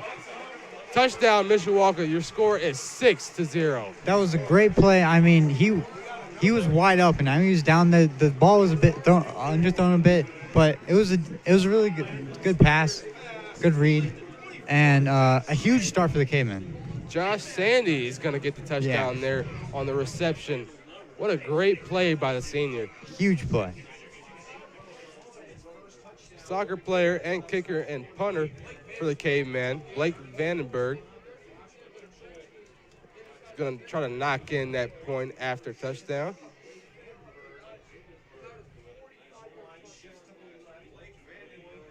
Blake Vandenberg, the kick is up. And the kick is blocked by the Kingsmen. I mean, that is really unfortunate, but still the 6 points is great. And it was a really good play by Penn, and hopefully we do better next time. That block is definitely not what you want. Yeah. The Kingsmen are going to bring their kickoff return team to the field to receive from the Cavemen. They're going to try to match that score and make the point after touchdown. So let's see what happens. We're going to head to a quick break as the special teams get set up. We'll be back soon with the Penn Kingsmen drive.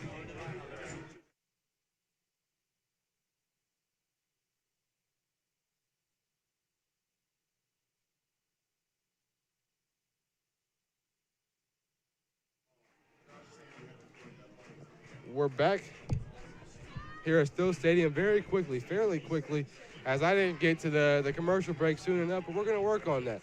Our first one of the season and first one ever. Like we said, Evan and I will improve a lot as time goes on. Yeah. The Cavemen are going to kick off, and the Kingsmen are going to receive here. Mishawaka's Blake Vandenberg. His morale is probably low right now after getting that kick block, but he can't let that get to him on this kickoff, as it has to be efficient to see it as no mistakes or advantages are gained for Penn. Blake Vandenberg. And the kick is up. And that one's going to fall out of bounds. A flag is thrown, as that's what happened, as you know, when a kick is kicked out, when a kickoff is kicked out of bounds. I believe the football will be marked for the Kingsmen at the 35. Yeah. So the Penn gets good field position. I mean, the kick was close, so close, just I think a little bit to the right, and he probably would have pinned him back down to the 5-yard line. So the Penn got great field position. And Penn Kingsmen, we see their offense for the first time in the game. Kellen Watson in shotgun. Snap, Kellen Watson, he keeps it. He's going to try to run through the Mishawaka defensive line, but is wrapped up. Yeah, it was a loss of one. It was a good play by Mishawaka Cavemen. I mean, the pocket was collapsing. Running back was through. I think they saw that he didn't have the ball, and then went right after the quarterback, and they did a great job. Great showing for that Mishawaka defensive line on the first play of the Kingsmen's drive. 2nd and 11. In gun formation. Kellen Watson going to take the snap, run a sweep to the left, tries to make a man miss, another man, and runs out of bounds for a gain of about 6. He's going to run out of bounds at the 41-yard line. Yeah, that was a good sweep to the left. He really used his speed to outrun some defenders and got pushed out of bounds. And, just good play, good decision. And, but the Mishawaka Cavemen were able to push him out of bounds, which was good. He could get if he gets loose, it could be trouble. A lot of trouble. Kellen Watson, as we mentioned, has a lot of speed. Runs a 10.84 100-meter dash. He takes the snap. He's going to throw it to his tight end, and he's going to run out of bounds at the 42-yard line, at Mishawaka's 42-yard line, not where they want to be, at their own 42-yard line, excuse me. Now they're closing in on end zone territory. Yeah, it was a great play. I mean, he was able to locate open tight end, and he was wide open for a good play.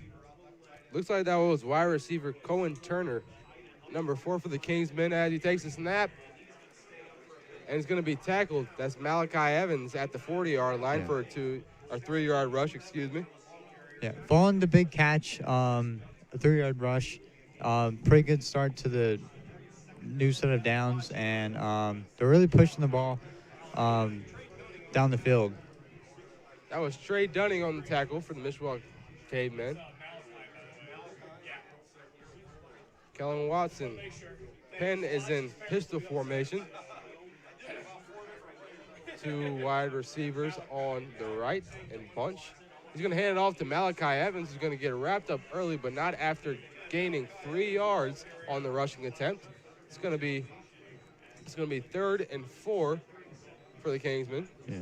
I'm not surprised that they gave it back to Malachi. He did a good job first down, and the tackling. I mean, they're getting down short yardage, so the tackling's pretty decent, and they're not allowing any big runs so far. 3rd and 4, or 3rd and manageable, is a good place to be for the Kingsmen. Kellen Watson takes the snap. He's going to throw a pass to his tight end, and he's going to dive for the first down. Yeah, great catch, great read, great throw. Really good play, got the first down. A lot of things they did great there. And yeah. That was Cole Bennett on the reception there and the first down gain. Kellen Watson receiving the play from new Penn head coach that we forgot to mention, Pete Raridan. The snap, fakes it to Evans. The pass. He's getting some yards. He's going to be put out not until he reaches the 14-yard line. They are now in red zone territory. It was a great fake, great pass. I mean, he looked quick on the outside, was able to speed past a couple guys. Good that we caught him before he went in the end zone. But Mishawaka is gonna they're gonna have a tough time defending it. They have great field position, but there's a holding call. Holding call. The flag is thrown by the officials. You know what they say, Evan? Officials always say they can call holding on every single play. On this play, they decided to call it. So it's going to set the Kingsmen back another 10 yards. 1st and 20 will be their down distance. Oh, excuse me. Oh, okay. 1st and 8. My mistake, it'll be from where the holding takes place, where the violation is. That's where they're going to set it back. So it's going to be 1st and 8 for the Kingsmen. The snap, Malachi Evans runs through that Mishawaka defensive line, and he's going to be stopped at the 23-yard line. Yeah, a great call. Great run from Malachi. After an unfortunate for Penn for that great play to get called back, but great run on first down. Very manageable. 2nd and 1 for the Kingsmen on the 24-yard line. Kellen Watson awaiting the snap from his center. Kellen Watson hands it off to Malachi Evans again, who dives down for the first down. Looks like he's going to reach the 17-yard line before being brought down. Yeah, again, another run, a great run from Malachi. Honestly, wouldn't be surprised if they keep giving the ball. It seems to be working. We've got a player down on the Mishawaka defensive side, an injury, as the managers and trainers go to assist him. We're going to go ahead and looks like that's Jamarion Fowler, the sophomore, hurt for the Cavemen right now. Our trainer Hannah Hess is going ahead to treat him. We're going to go to cut to commercial. We'll be back with some more football and the result of this injury. Some people see a huddle in the locker room. We see a second classroom. Some see a student athlete on the court. We see a future leader in the community. You see, high school sports in Indiana are special. That's because they're about learning and growing, not just winning and losing. Fans, I'm Commissioner Paul Neidig. Support education-based athletics in Indiana by buying a ticket to your high school's next athletic event.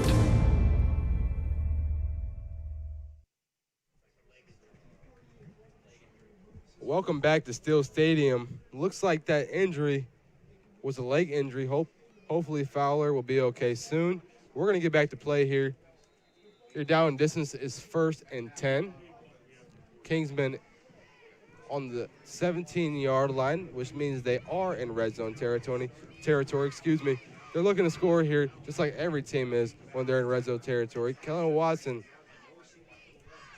in shotgun. Gun formation for the Kingsmen. He's going to fake the handoff and toss it to Cole Bennett, but misses. So an incompletion for Kellen Watson. Yeah. Would have been completed. Would have been a touchdown. I bet the Cavemen coaches and entire defense are letting out a sigh of relief right now. Yeah, it was a good read, a bit overthrown, but definitely could have been bad for the Cavemen. Kellen Watson, maybe not the most efficient short yardage passer, but he can definitely lob up the deep ball and let his fast receivers track it down and make a big play. Kellen Watson and the Kingsmen are in pistol formation, and he takes the snap, hands it off to Malachi Evans, who runs through that Mishawaka defensive line all the way down to the 11-yard line, edging closer and closer to that end zone. Yeah. Another good run from Malachi. It looked like he broke a couple tackles. He's a problem for the Mishawaka defense, and hopefully we can kind of contain him.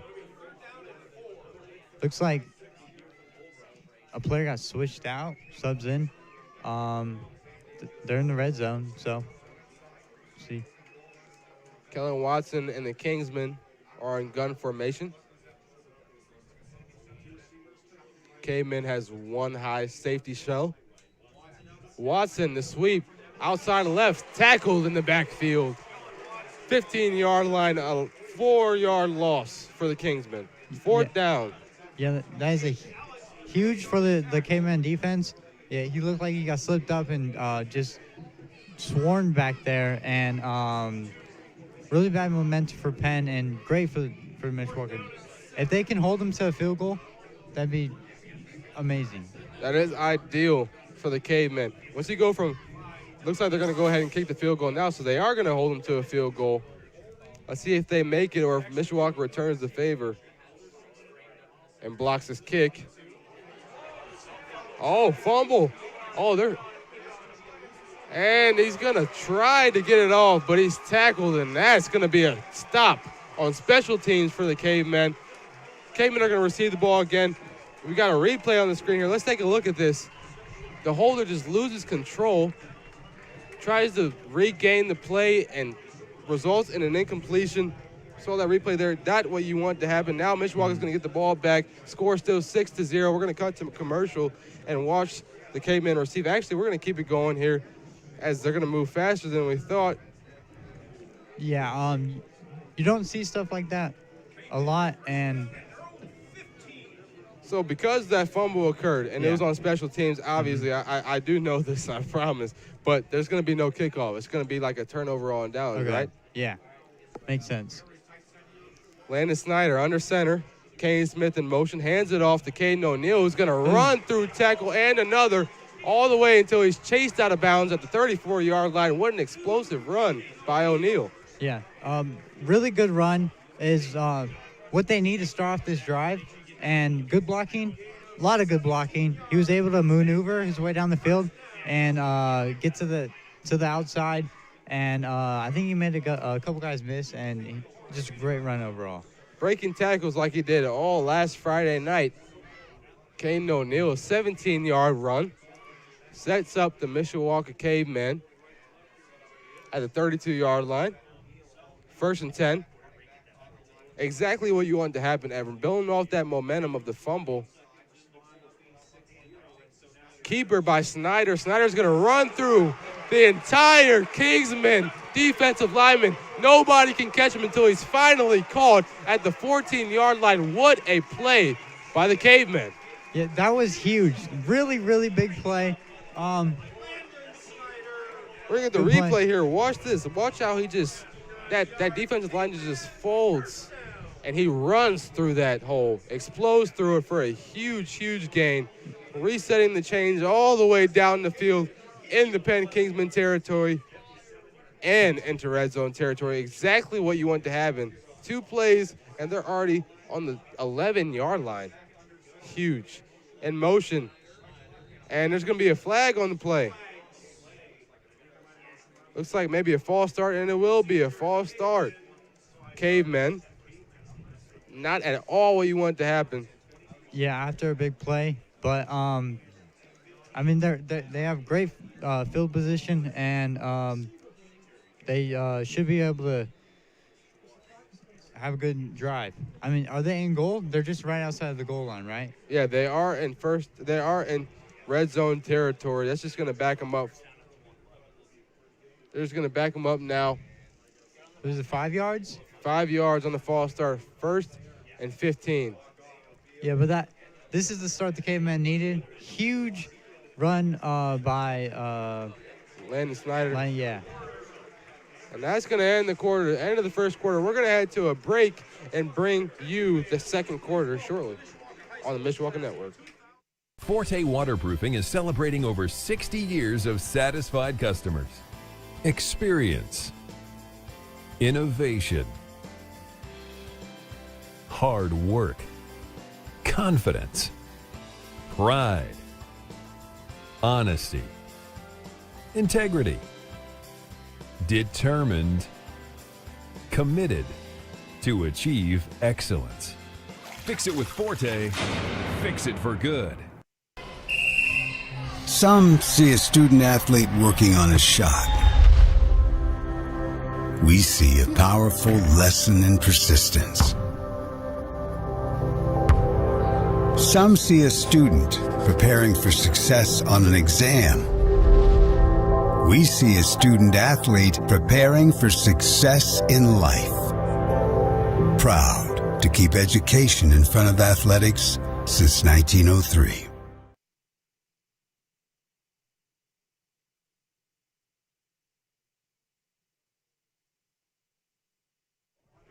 Welcome back to Steel Stadium as we bring to you the second quarter of this matchup, the Backyard Brawl between the Penn Kingsmen and the Mishawaka Cavemen. As you know, after every quarter, they're going to switch sides of the field. So now they were at the 11-yard line on the other side of the field. Now they're at the 11-yard line on the east side of the field. They were on the west, now they're on the east. Caveman offense is going to set up.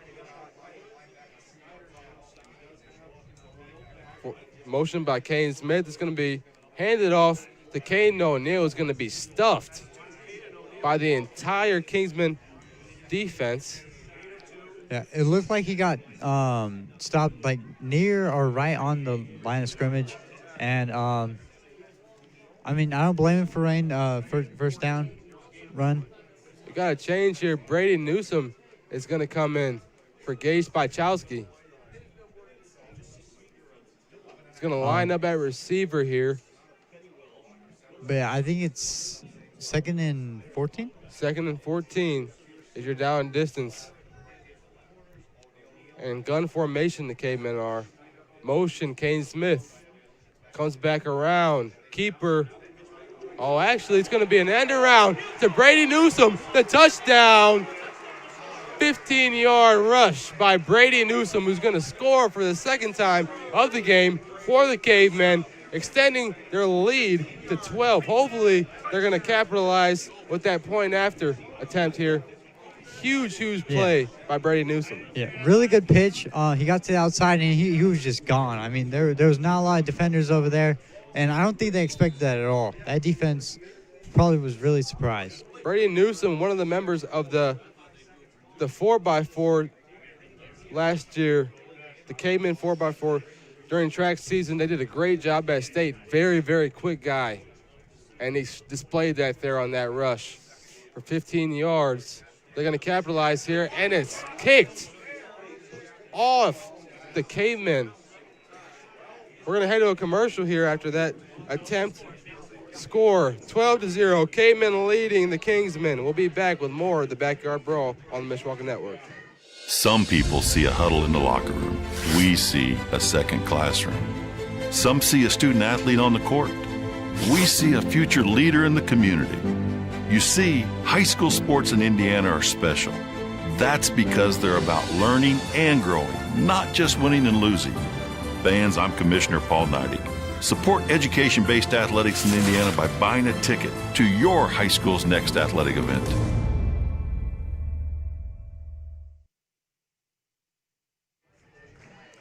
On your screen, you see the Mishawaka student section here getting very, very excited as they're back here. And the band we got here in the back, too. Everybody's getting excited on the Cavemen side as the score is 12-0. They're leading by 2 possessions, exactly where they want to be.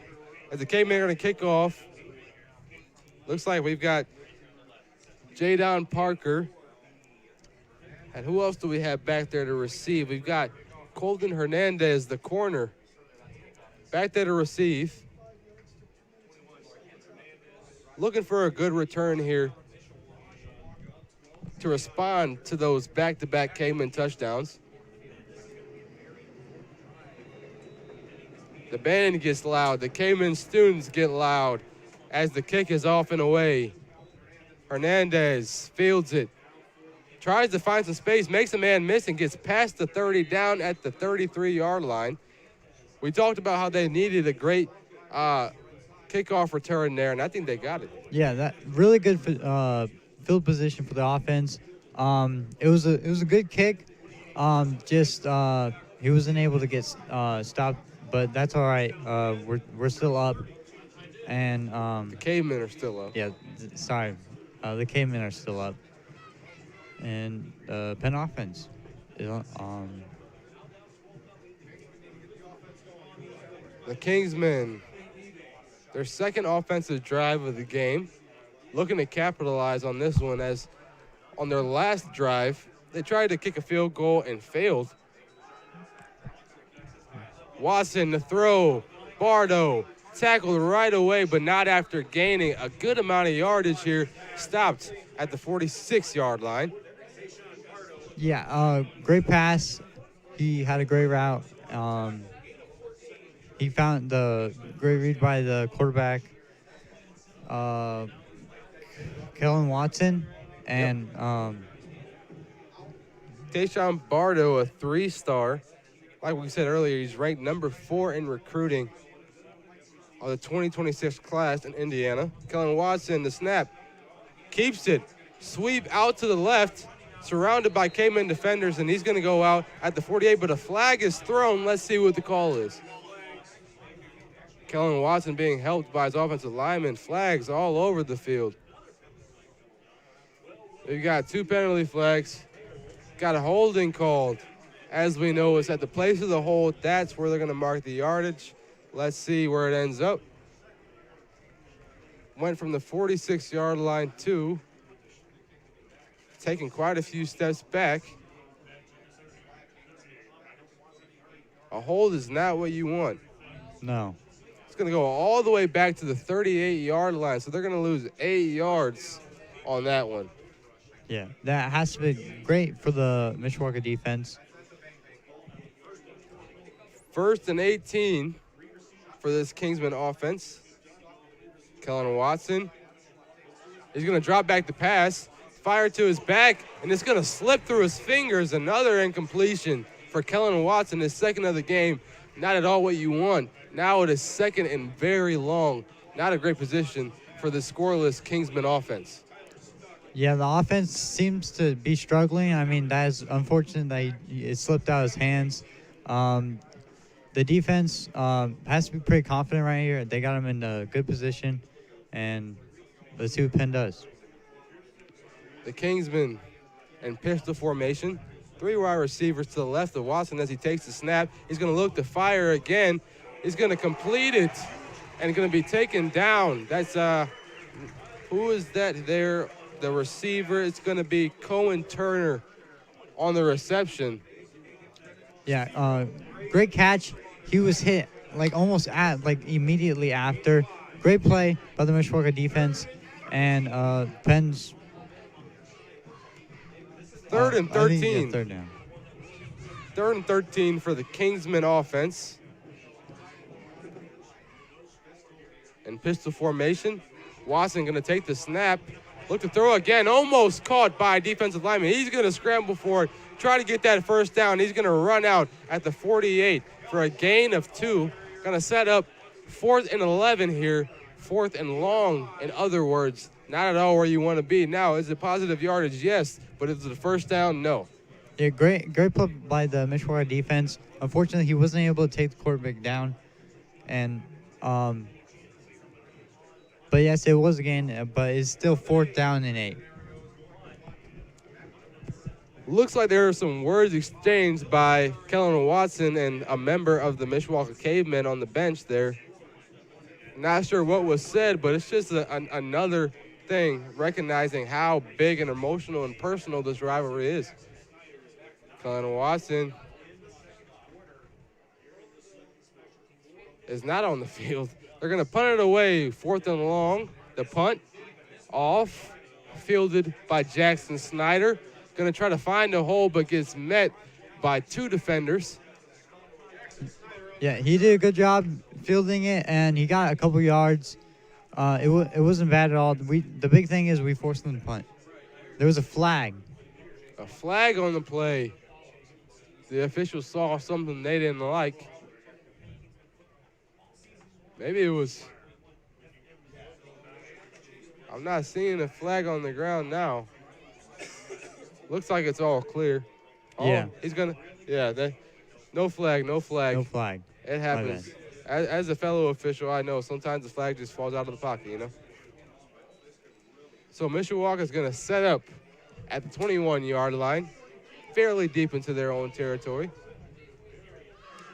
Yeah, great position, and they're up by 2 touchdowns, looking to add to score.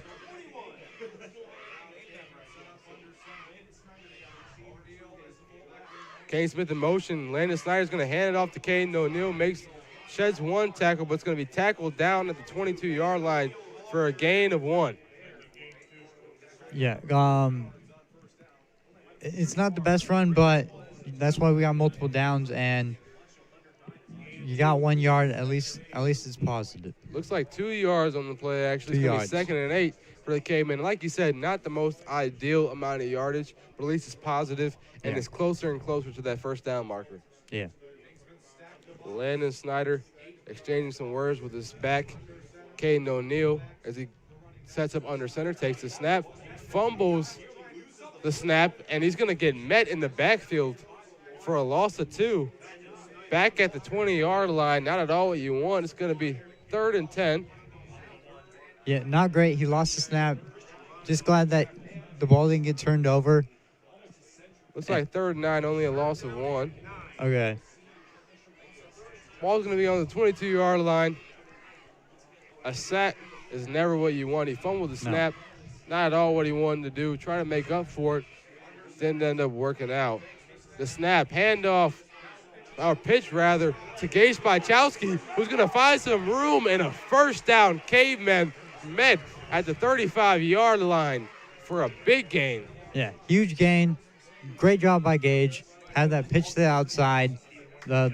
Looks like he pitched it. It was triple option, I believe. And, yeah, that whole middle was stuffed. And it was a great decision to pitch it out. Spychowski's going to take a seat, and Brady Newsom's going to sub in for him. The Cavemen realize that getting first downs consistently is what's going to get them and keep them in the hut and winning this game. That's going to keep them in this game.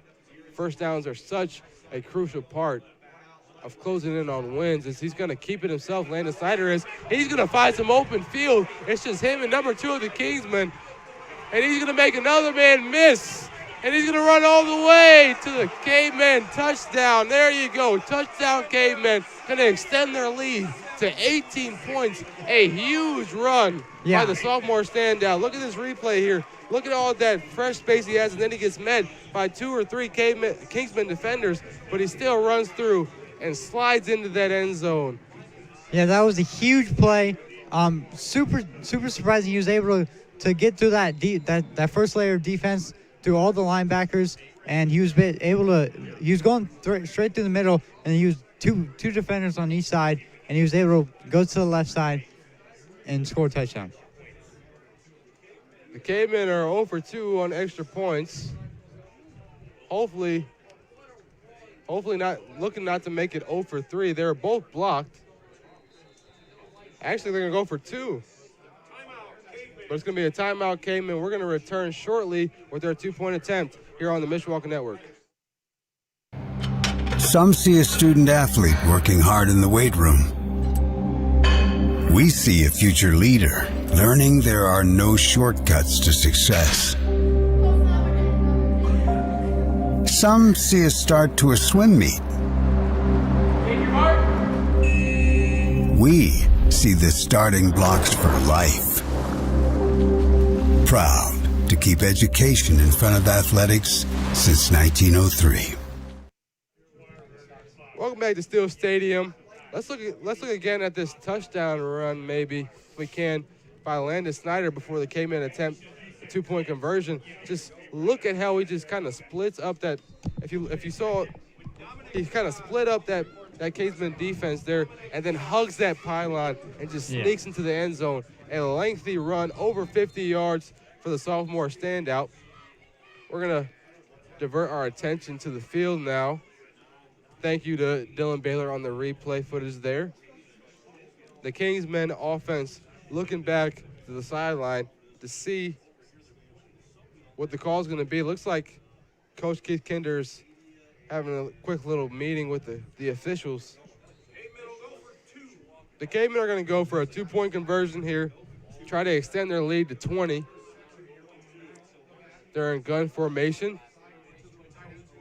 Motion, Kane Smith, they're going to pitch it to him, and he's going to throw it, and it's going to be a conversion to Josh Sandy for the 2-point conversion. It's going to extend their lead to 20, a quick 20-point lead. Let's look at this replay here. He pitches it off, and he's going to toss it to Josh Sandy in the end zone. What a play. What? Number 4, Kane Smith, is actually the backup quarterback on your roster. He's primarily in the backfield as a running back, but he's also able to toss the ball around, and he showed that there on that touchdown toss, or the 2-point conversion toss there, extending their lead 20-0. They're holding the Kingsmen scoreless, Evan. That's not something that anybody was expecting. Yeah, I mean, that was huge. I mean, really switching it up. Him throwing it to the end zone.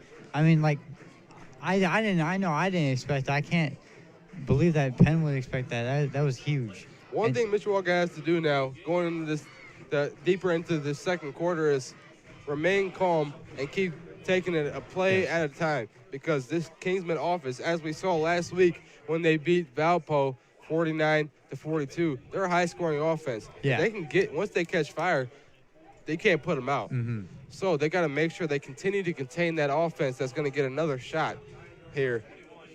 Blake Vandenberg is going to kick it off for the Cavemen.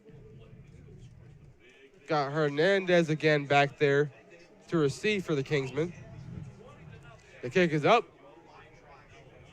And that's going to go straight out of bounds again, which is going to result in another flag and another ball placement for that Kingsman offense at the 35-yard line. Blake Vandenberg, the young junior, also a soccer player, kind of shaken up right now. He's got 2 PATs blocked, and now 2 kickoff attempts going out of bounds, resulting in flags.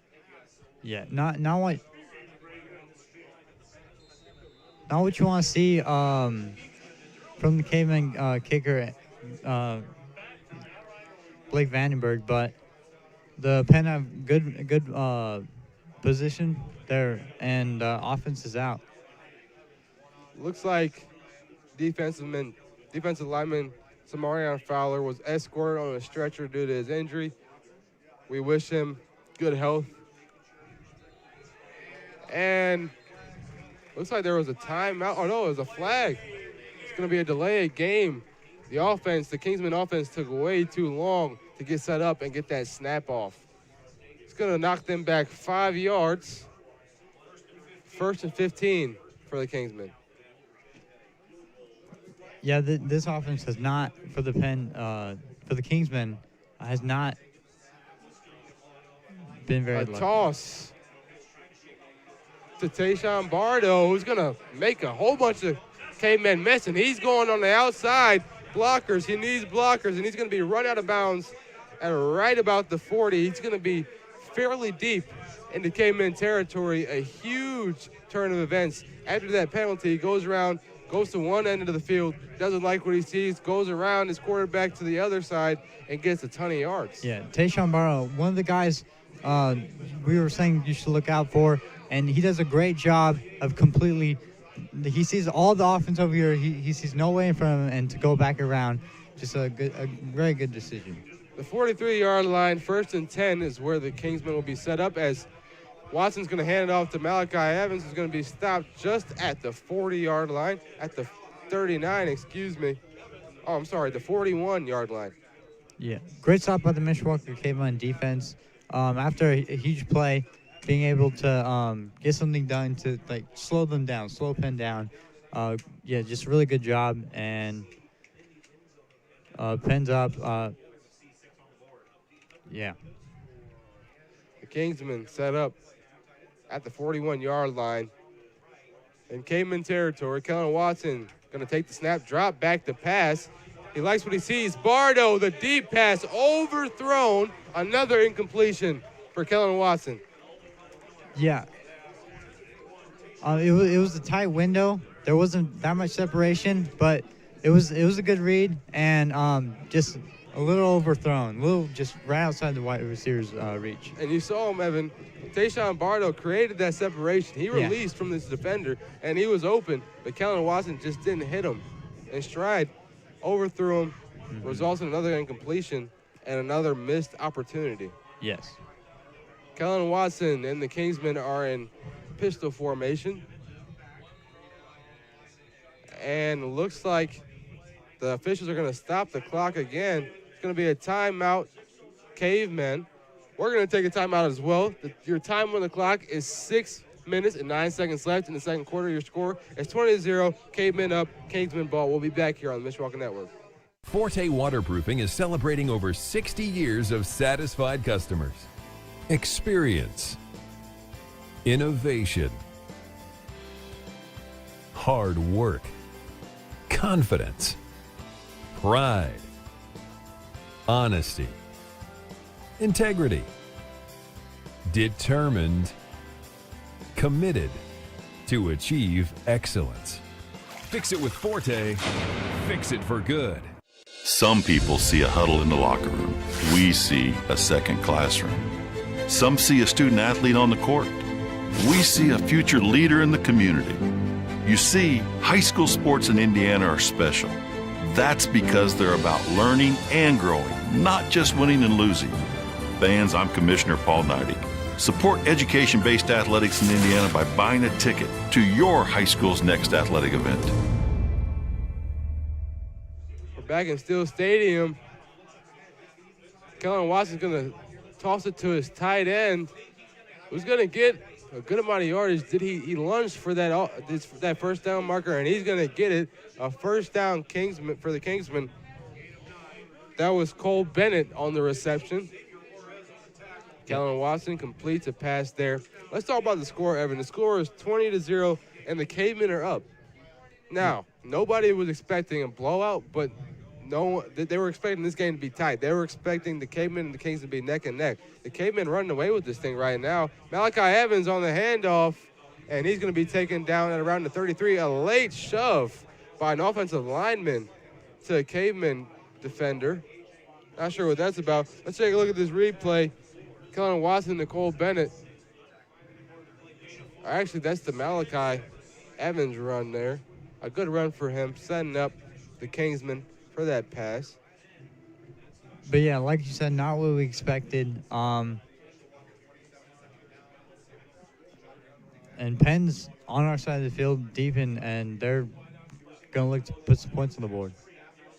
Malachi Evans caught, runs through defenders, breaks some tackles, and he's down at the 10-yard line, gets the first down and more on 2nd and 6. Kingsman first down. Yeah, great catch by Malachi. It looked like a read option kind of. He could have been like almost wheel route, but it was a good play. He got it. He went to the outside and broke through some tackles, and now they're in the red zone. For Malachi the first time? I think this is Penn's first time in the red zone. No, they were in the red zone last time, and they tried to kick the field goal, and they fumbled. Oh. So right now, they don't want to repeat that. Colin Watson, handoff to Malachi Evans, breaks some tackles, and is brought down just shy of the end zone. It's going to be 1st and goal, I believe. Oh, no, I'm sorry. 2nd and 1 as the end zone is the first down. So 2nd and 1 for the Kingsmen. They're knocking on the door of that end zone right now, Evan. Yeah. He's really hard. He's shown to be really hard to tackle. I mean, getting him down has not been easy, and he's a good running back. And they take the snap. It looks like he got Evans in. Going to lunge in the end zone. Malachi Evans having himself a day, putting the Kingsmen on the board for the first time today. Yeah. Kingsman's going to score 20-6. Let's see what they attempt to do. Looks like they're going to attempt a field goal here. Mm-hmm. Last time they attempted a field goal, it wasn't blocked, but it was fumbled by the holder. The holder tried to complete a pass, fell incomplete, resulting in a turnover on downs and a Mishawaka touchdown later that drive for them. If they get this will be the first extra point scored in the game, I believe. It will be. Kick is up, and it is good. First extra point of the game, as you mentioned, Evan. Now the score is 20-7, Cavemen. We're going to take a break as the kickoff team and kick return teams get set up. We'll be back with more of the second quarter. Your score is 20-7, Cavemen, here on the Mishawaka Network. Some see a student athlete working hard in the weight room.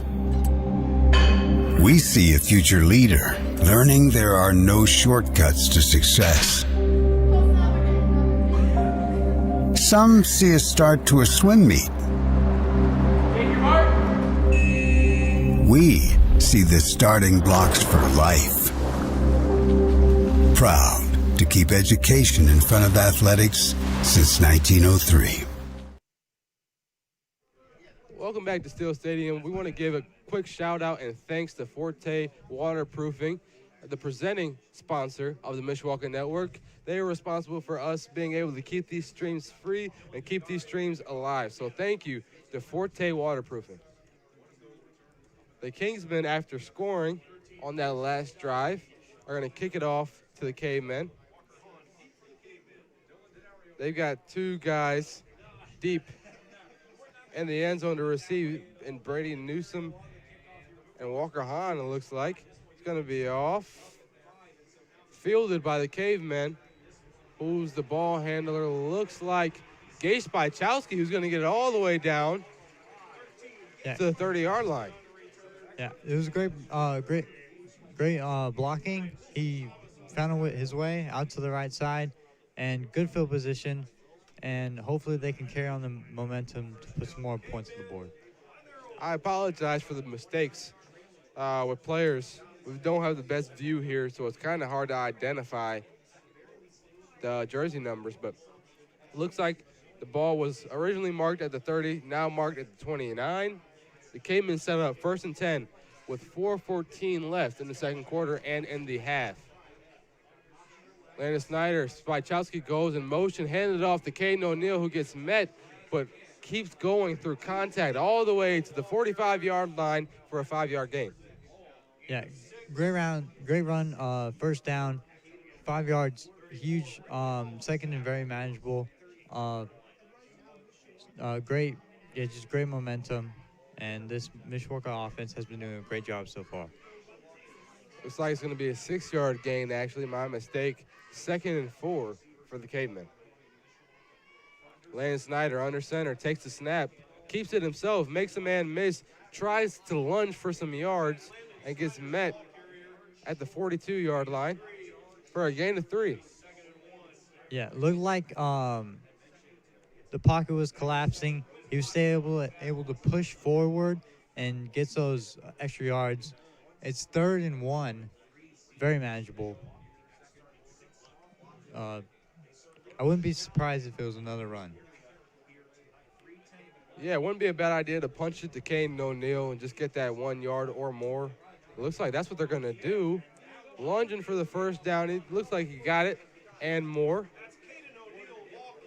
Yeah. Caden O'Neal going to get the Cavemen first down.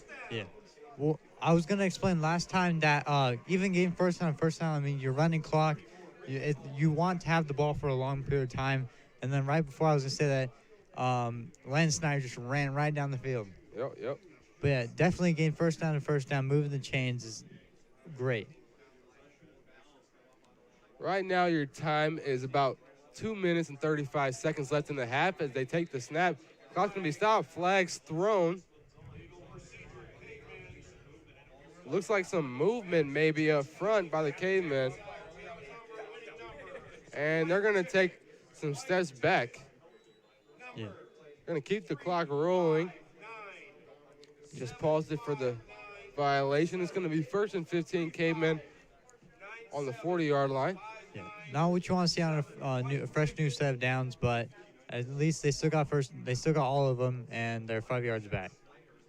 Excuse me, ball's on the 35. Landon Snyder takes the snap, pitches it out to Caden Smith, trying to make the man miss. Flag in the air as he's brought down at the 40.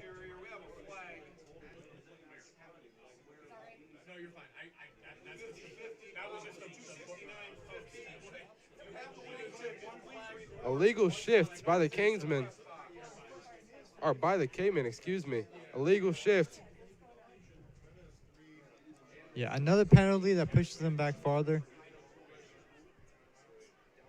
Right now, if you can hear the PA announcer in the background, they're doing raffles here at Steel Stadium. If you'd like to participate, come on down to Steel Stadium for our next home game to join and see what prizes you may earn. Yeah. Looks like it's 1st and 20. About 2 minutes on the clock left in the half. Landon Snyder under center. Motion Kane Smith.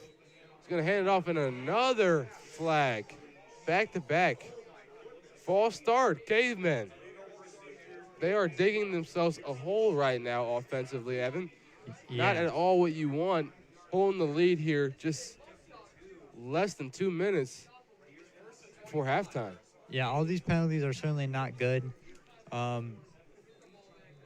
They've lost 15 yards on this possession. Yeah. Just strictly, that's just not what you want at all. No. With a minute and 52 left going into halftime, you want to run the ball nice and easy, run the clock. Go into halftime with that lead and that momentum.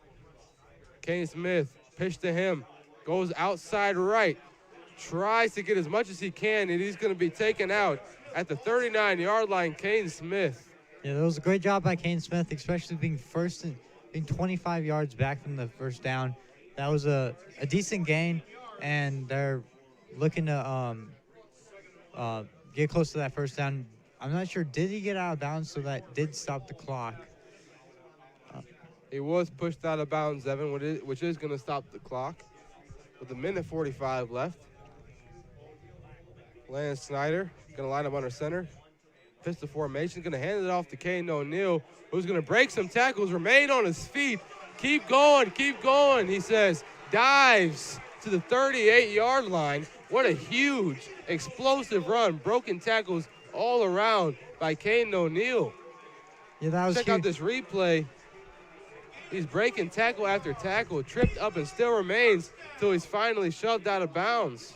Yeah, like you said, he's played broken tackles. I mean, he's became a problem for that Penn defense and really hard to bring down and a key player in this game.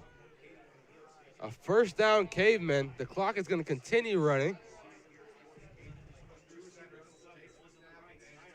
A pitch to Kane Smith. He's going to try to dive his way to gain as much yards as he can and keep the clock running, hopefully. Looks like he's going to be shoved out of bounds. Yeah, those pitches seem to be working. Didn't get too much this time, but it's still 2nd and 10. He got 2nd and 7. Got 3 yards. And this drive is going good for the Mishawaka Cavemen. Was going horribly just moments ago as down. This was 1st and 25. Handoff to Caden O'Neal. He burst through the hole again all the way to the 30-yard line, or 25-yard line, excuse me. Yeah, looks like they got a first down again, and like you're talking, running the ball, killing clock. They're getting the first down, and they're getting deep into the other side of the field. This is really good for the Cavemen. Really unexpected because we thought this game was going to be closer, but. Pass, Landon Snyder is going to fire, and it's going to be incomplete.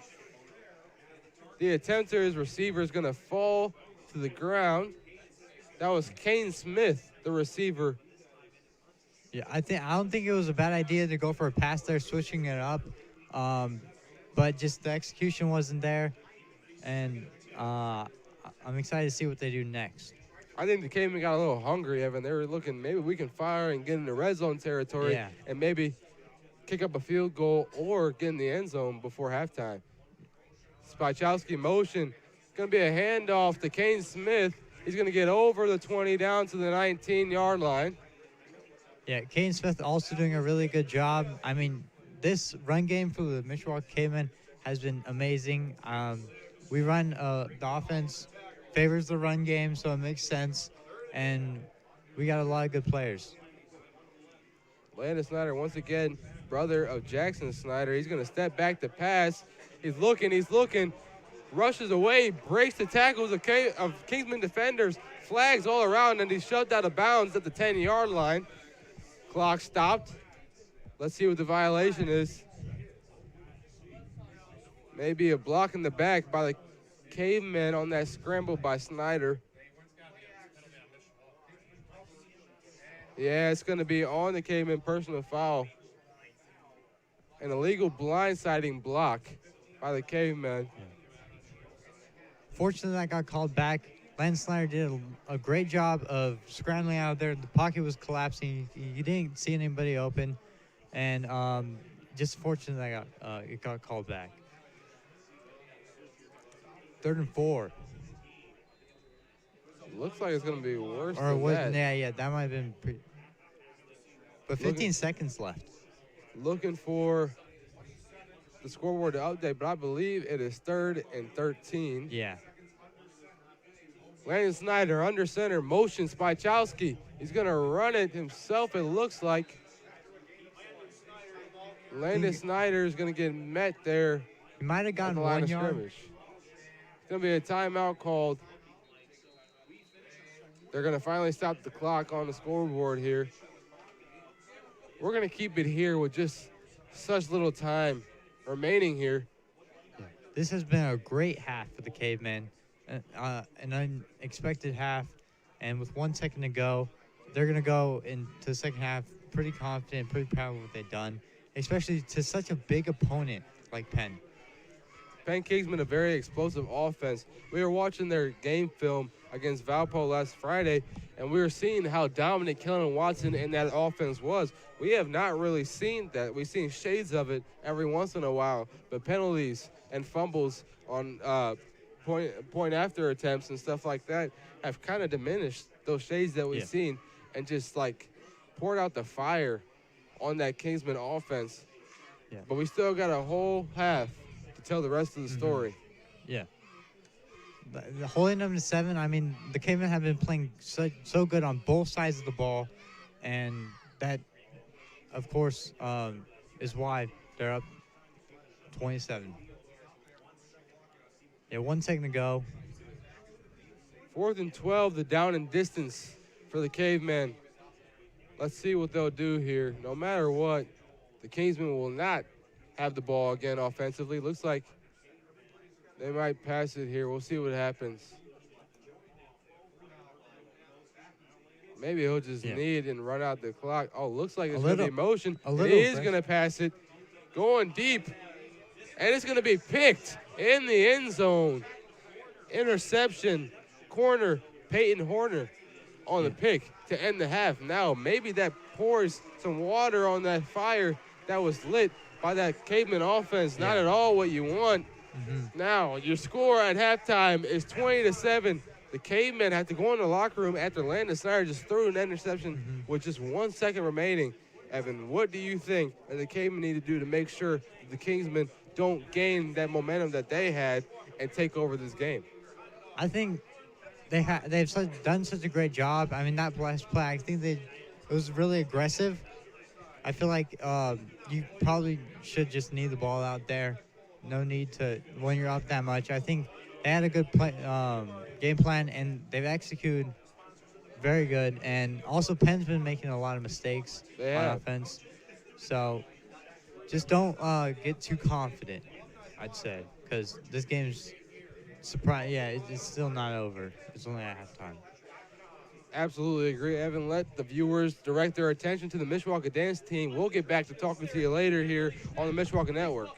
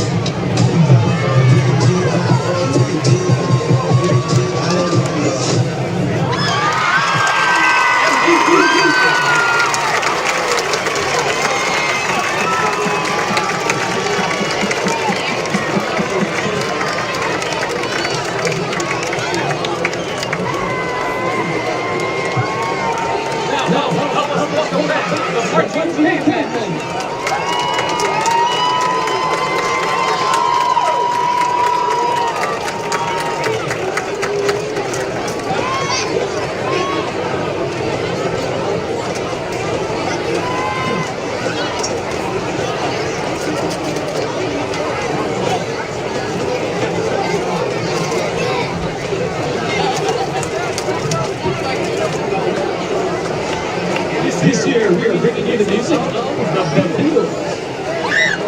Tonight, we bring you our first number, Day Tripper.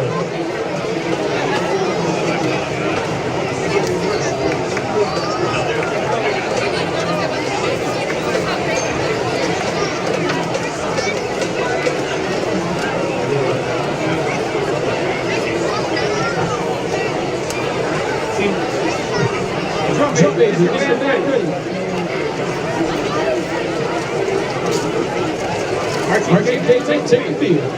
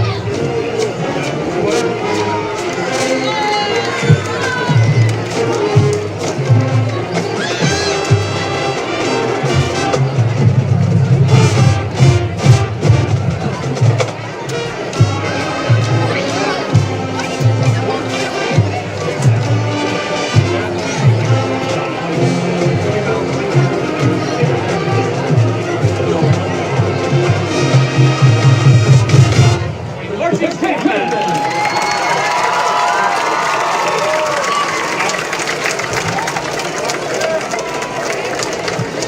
This is two Kingsmen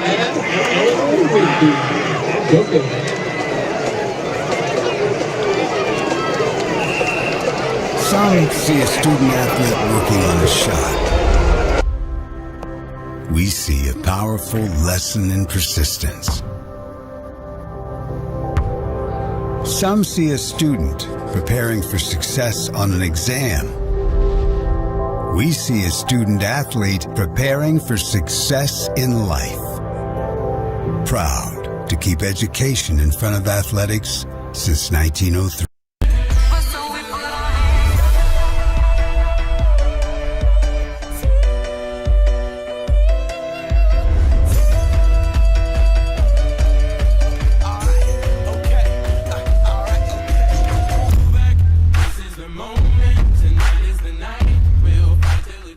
Forte Waterproofing is celebrating over 60 years of satisfied customers.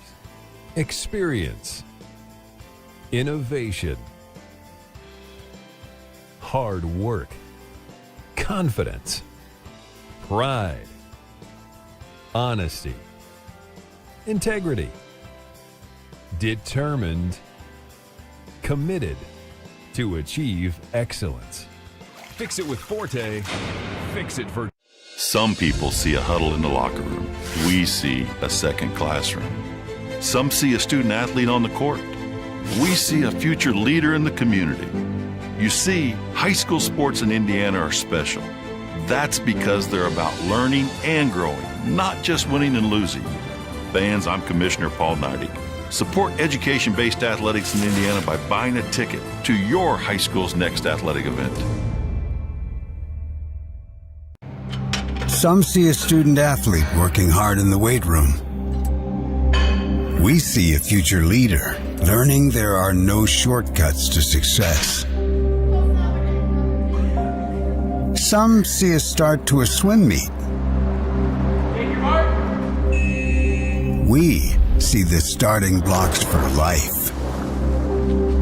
Proud to keep education in front of athletics since 1903. Some see a student athlete working on a shot. We see a powerful lesson in persistence.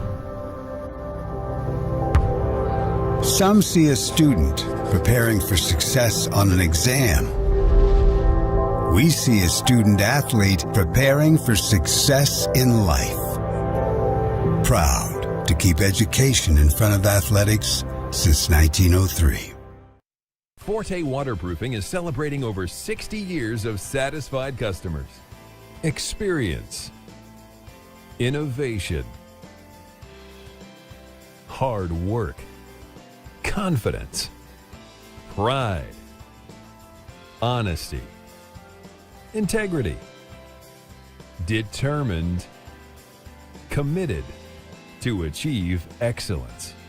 Fix it with Forte, fix it for good. Some people see a huddle in the locker room. We see a second classroom. Some see a student athlete on the court. We see a future leader in the community. You see, high school sports in Indiana are special. That's because they're about learning and growing, not just winning and losing. Fans, I'm Commissioner Paul Neidig. Support education-based athletics in Indiana by buying a ticket to your high school's next athletic event.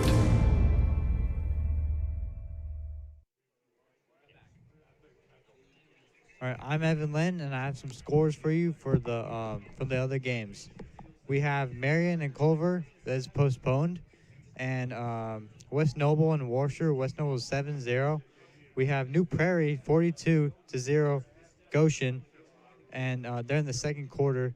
We have Elkhorn and Northridge 0-0 halftime. We have Concord Jimtown. Concord has 35 to Jimtown's 20. And we have they're in the third quarter of that game. Quarter. And Fort Wayne South, they have 9, and to St. Joe's, they have 21. They're in the lead. I think that's it. Thank you, Evan. We're going to go ahead and hand it off to Paul Neidig, IHSAA Commissioner. For Commissioner's Corner, we'll be back shortly on the Mishawaka Network. It's time for the Commissioner's Corner, an exclusive weekly conversation about Indiana high school sports with the Commissioner of the IHSAA, Paul Neidig. Now for an up-to-the-minute.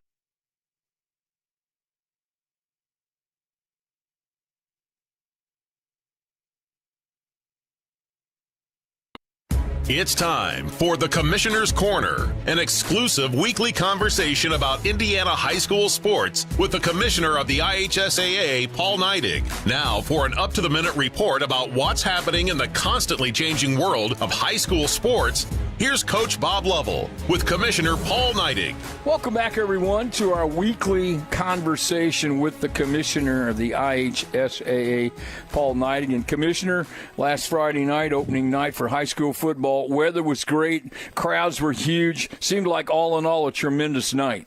Oh, it was, Coach. I mean, it was the first chapter in the high school football story for this year, and it was. I mean, we received a lot of information back. Our staff was out across the state watching games, and, you know, it's that time-honored tradition that local community does every year when it turns the lights on for the first football game, and people showed up. And as the teams, they say, then they showed out. We're still a few weeks away from knowing who's going to be, you know, really good and who's got a good chance of making it to Lucas Oil Stadium, the home of the Colts. But, again, it was just a phenomenal night. One of those nights where two number ones go down to defeat.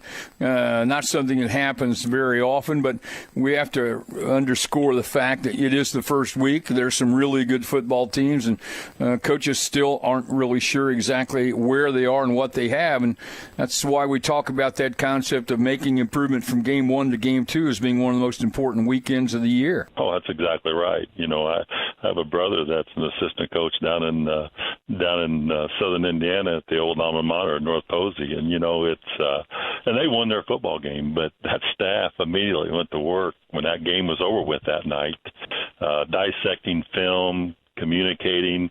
Then they got their kids in, looked at them on Saturday, got them all, make sure that all their health checks were done. But then they went right back to work in the coach's office on Sunday, and they're putting together a game plan, finding ways that they can improve.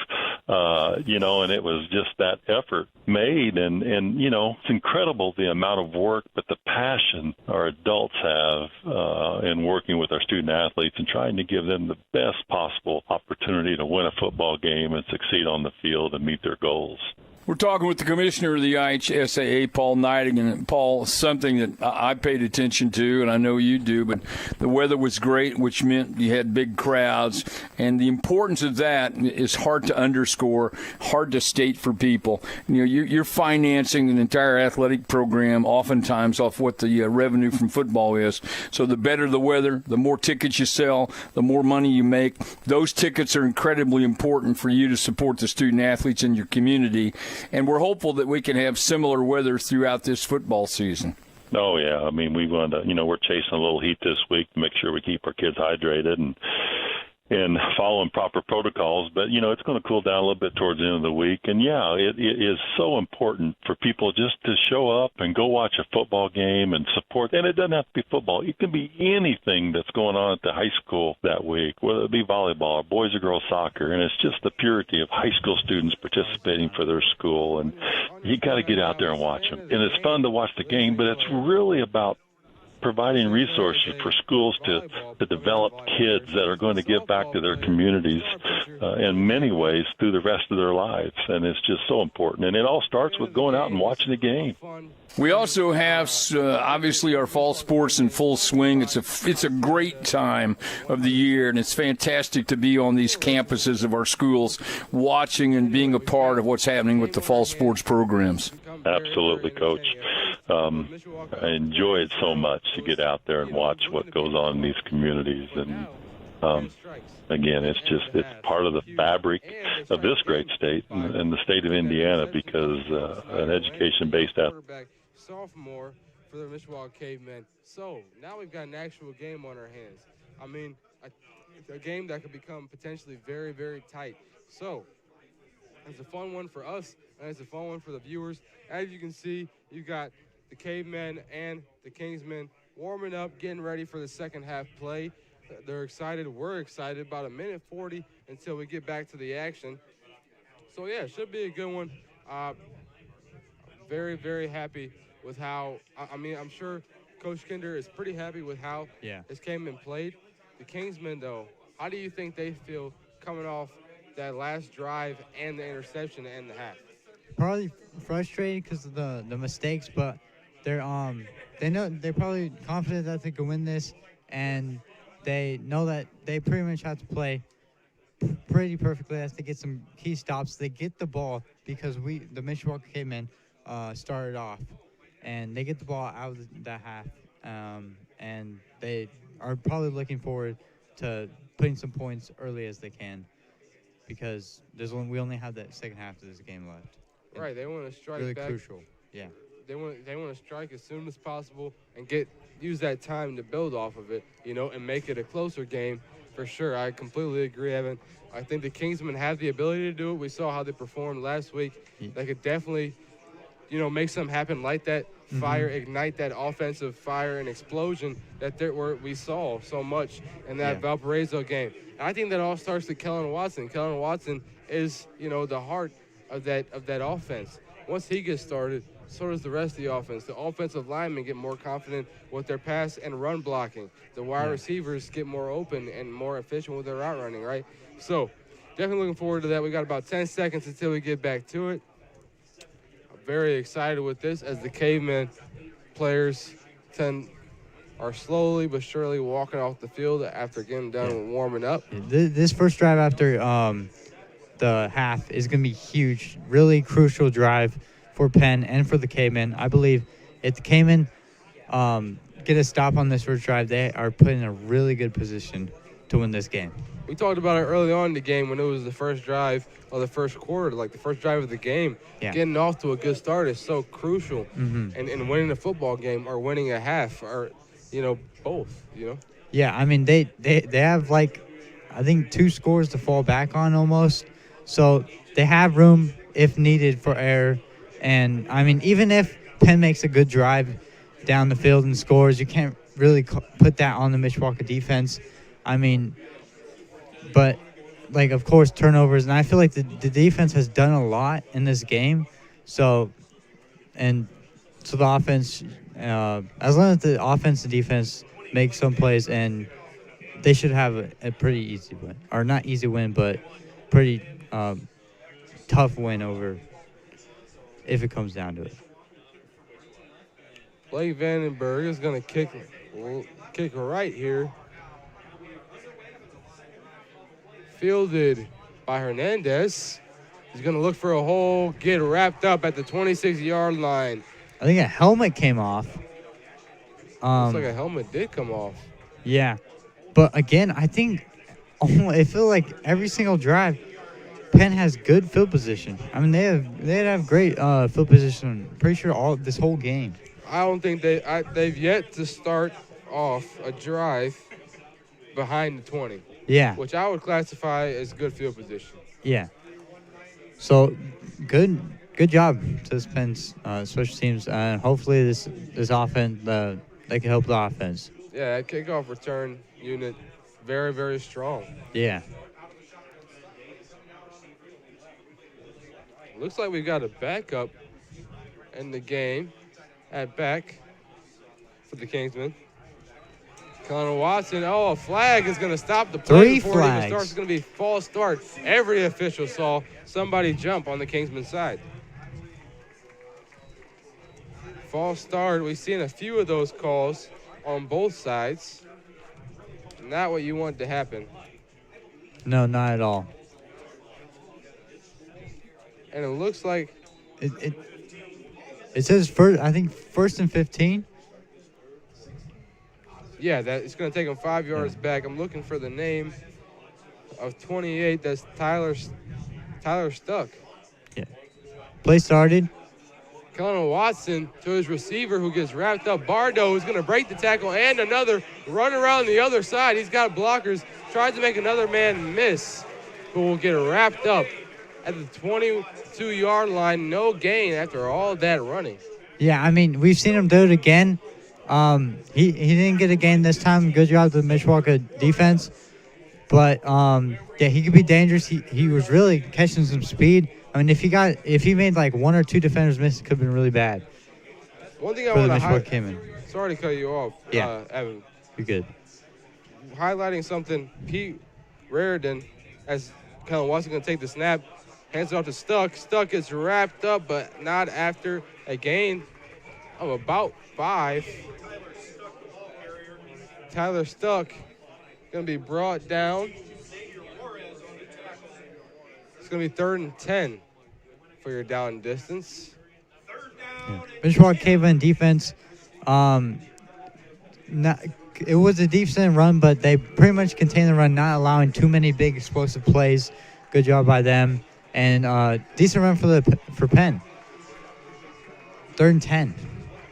Pete Raridan definitely wants to get this win over the Cavemen, as big as this rivalry is, as Watson fires. Going to be short of the first down, marked at the 36-yard line. Let's look at this replay here and see who that receiver was. Watson trying to look at that, identify that jersey number. Either way, the ball's going to be marked at the 36-yard line for the Kingsmen. Yeah. 4th and 1, great play. They're right there. It looks like they're punting.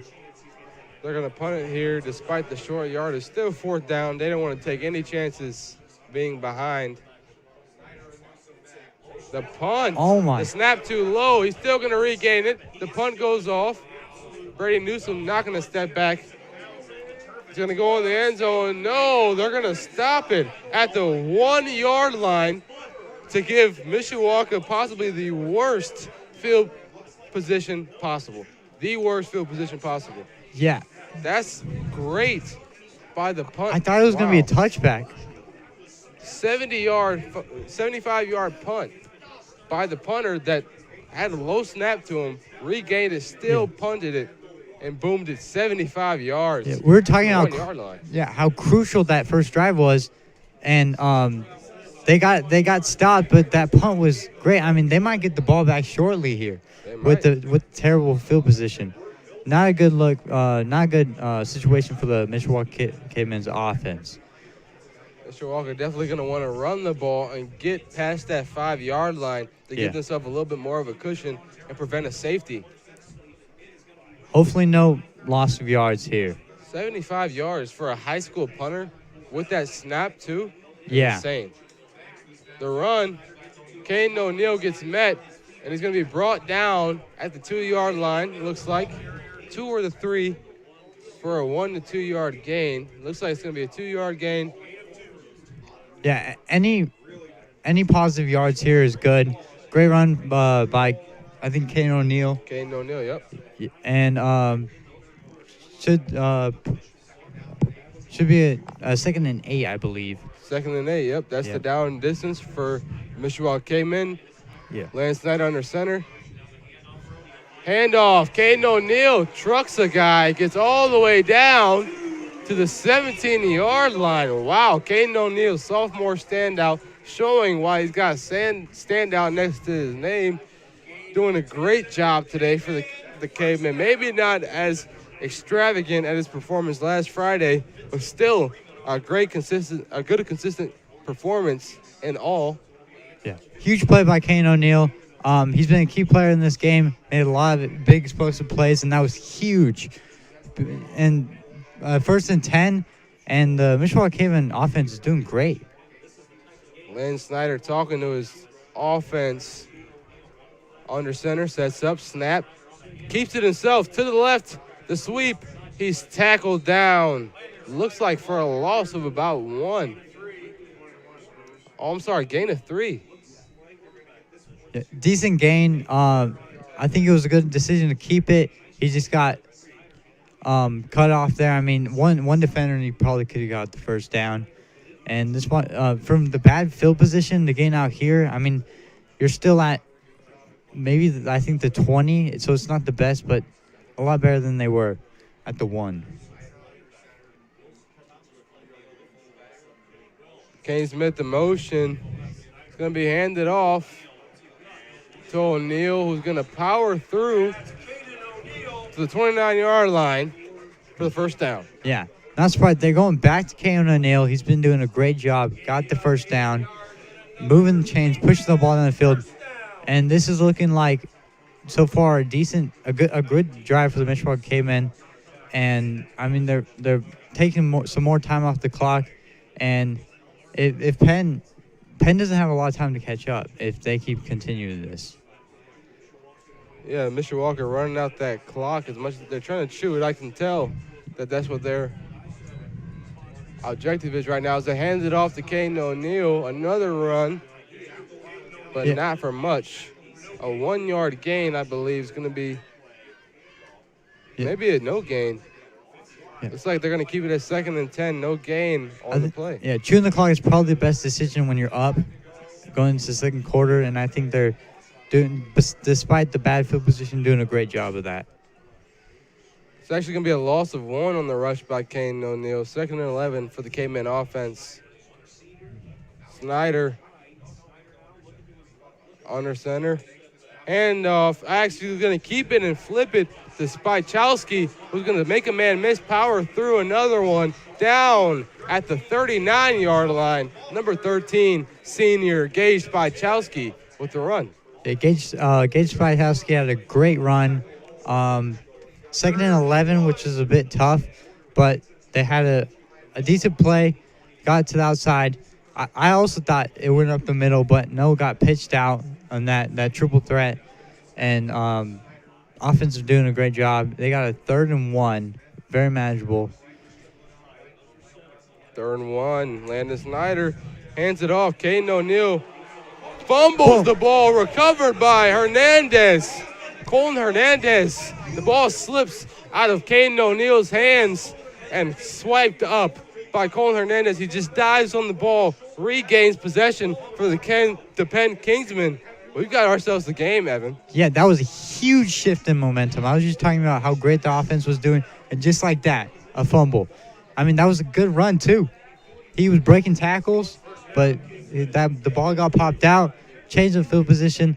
They're past the 50 into Mishawaka Cavemen territory, and we got a game. This is exactly what Penn needs to stay in this game. Yeah, completely agree, Evan.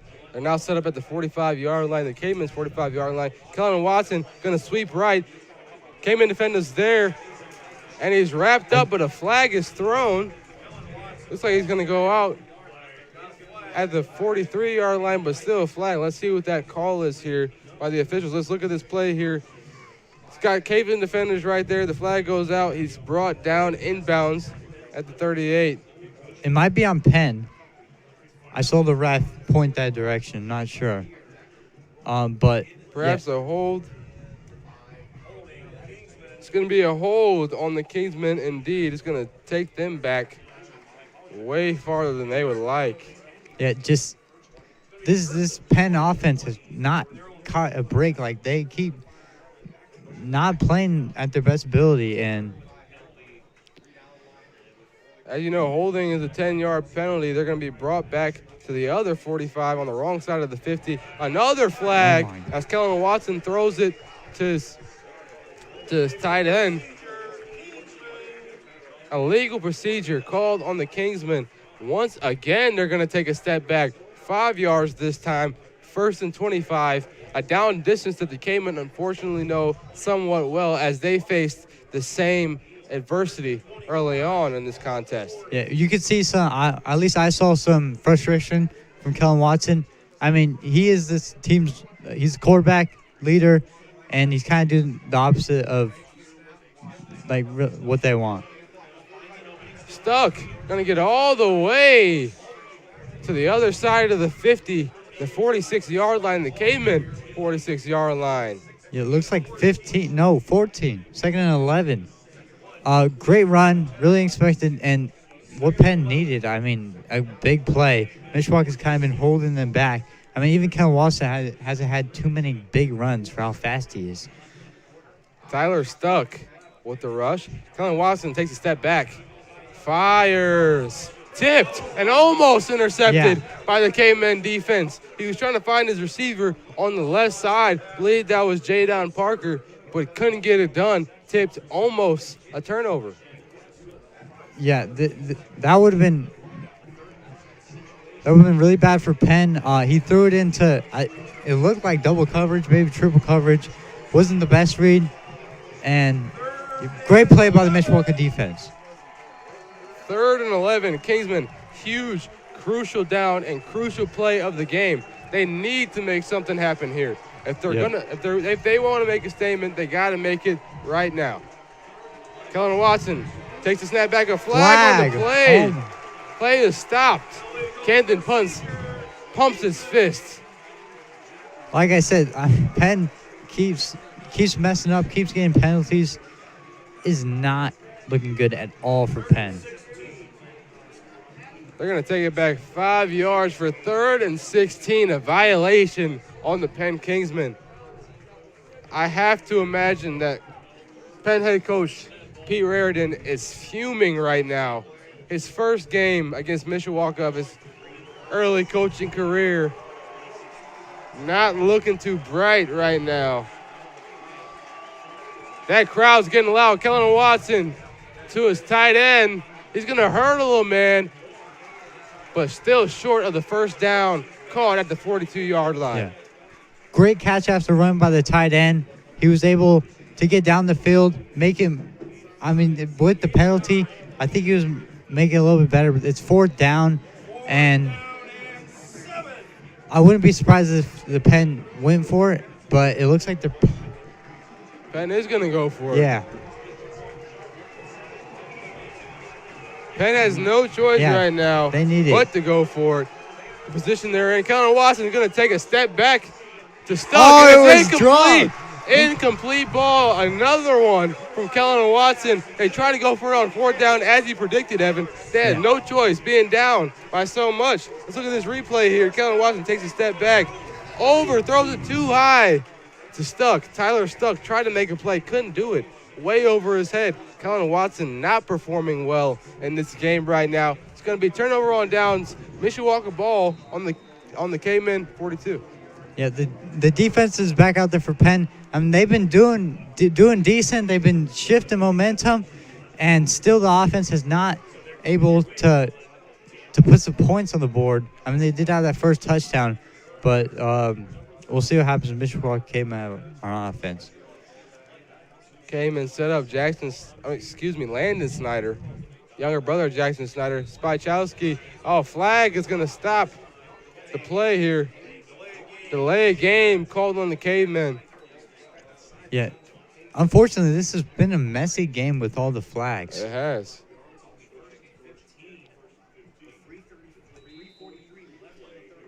Yeah, those officials had to exercise their arms way too much this game, throwing those flags up to the air time after time. Yeah, I think it's 1st 15. 1st and 15 is right, Evan. Keeper, Landon Snyder, dives through. Looks like he's just going to be just under that 10-yard mark. It's going to be 2nd and 9. See, 9. Gain 6 yards. Huge gain. 2nd and 9. Good for the penalty sending him back.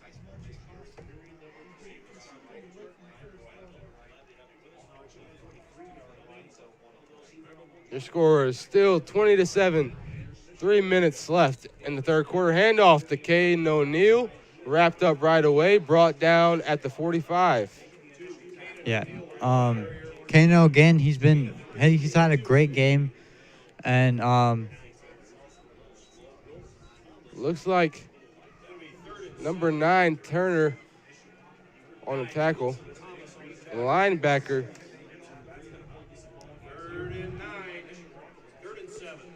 Actually, that's going to be number 9 Wilson Thomas, the linebacker of the Kingsmen.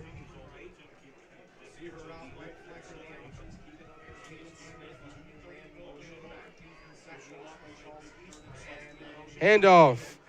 Our pitch to Case Spychowski. Fumble. Goes out of bounds at the 45-yard line. Huge play by the Kingsmen defense.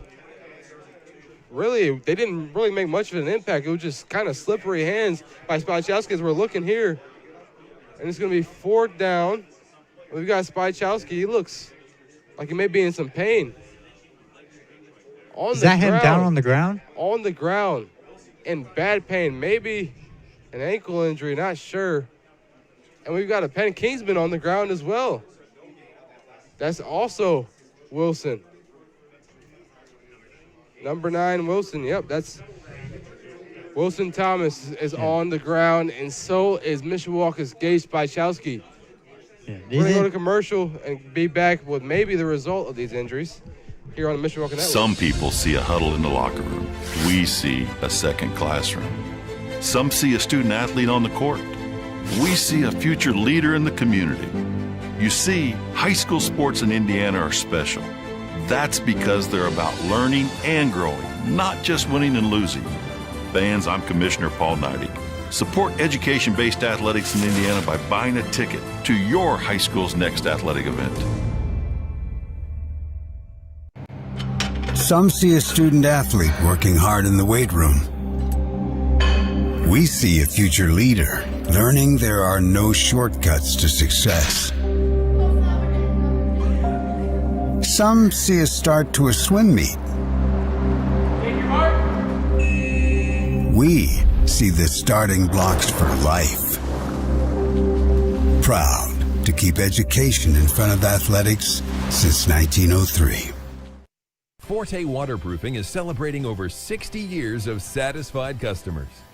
Experience, innovation,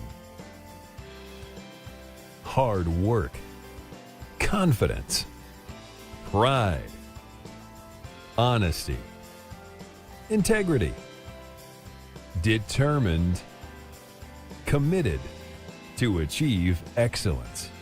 Fix it with Forte, fix it for good. Looks like Wilson is going to get back up on his feet. Wilson Thomas is going to reach his feet. Gage Spychowski still on the ground, but shout out to Forte. Thank you for sponsoring the Mishawaka Network, giving us the ability to keep these streams free and alive. 4th and 7, the Cavemen are going to punt after losing that fumble there at the 45-yard line. The punt is up and away. Blake Vandenberg looks good. Number 2 for the Kingsmen is going to field it, get some yards while doing so, makes a man miss, bumps one off of him, and he's going to be brought down there. Looks like at the 32-yard line. Yeah. That was corner, Peyton Horner on the return. Yeah. Good kick by Blake Vandenberg. You know, I think he's getting more confident. Good return for Penn. Yeah, good return. Yeah, and good field position for Penn again. I mean, they have had good field position this whole game. I think it's at the 32-yard line. As we mentioned earlier, Evan, not only is Blake Vandenberg a Mishawaka Cavemen football player, but he's also the goalie for the soccer team. And not just any goalie, he's also All-State. He's had 3 amazing seasons so far. Well, he's in the middle of his 3rd with the soccer team. So, accomplished athlete. Kellen Watson hands it off to Stuck, and he's going to dive down all the way to the 38-yard line. Yeah, big run by Penn. They haven't had a lot of big runs. Mishawaka Cavemen's defense have been doing a pretty good job of stopping the run. But 2nd and 4, very manageable. And maybe this Penn offense could get something going on offense. We got Gage Spychowski still on the ground, and it looks like they're going to go get a stretcher for him. Carry him on. Kellen Watson takes the snap. He's going to step back to pass. Going to fire it at his receiver, who's going to get met by a storm of Caveman defenders. Looks like he got the first down. He did get the first down. Not going to go backwards because of forward progress. You see the replay here. He's brought back down a few yards back, but due to forward progress, he did not move backwards. He was pushed backwards. Therefore, still a first down. Yep. The Kingsmen offense set up at the 43-yard line. They're in gun formation. Colin Watson fakes it to Stuck. Toss to Bennett, it looks like. Big tight end. Gets it past the 50, a fumble. The ball is loose. Who's got the ball? The Cavemen think they have it. Let's see what the officials say. If the Cavemen have it, that's huge. Caveman oh my ball. gosh. The sideline erupts as they say it is Cavemen football. The Kingsmen in a horrible position. 48 seconds left in this third quarter. Score 20-7. Cavemen already leading. There's a huge. Number 8 is hurt on the ground. Looks like that is Cole Bennett. That's the tight end for the Kingsmen. Cole Bennett's been huge. Just fun with the ball, try to jump over a defender over that 50-yard line. Results in a fumble and now an injury. We're going to let the trainers do what they do best and help these injured players and be back here for a quick commercial on the Mishawaka Network. Some people see a huddle in the locker room. We see a second classroom. Some see a student athlete on the court. We see a future leader in the community. You see, high school sports in Indiana are special. That's because they're about learning and growing, not just winning and losing. Fans, I'm Commissioner Paul Neidig.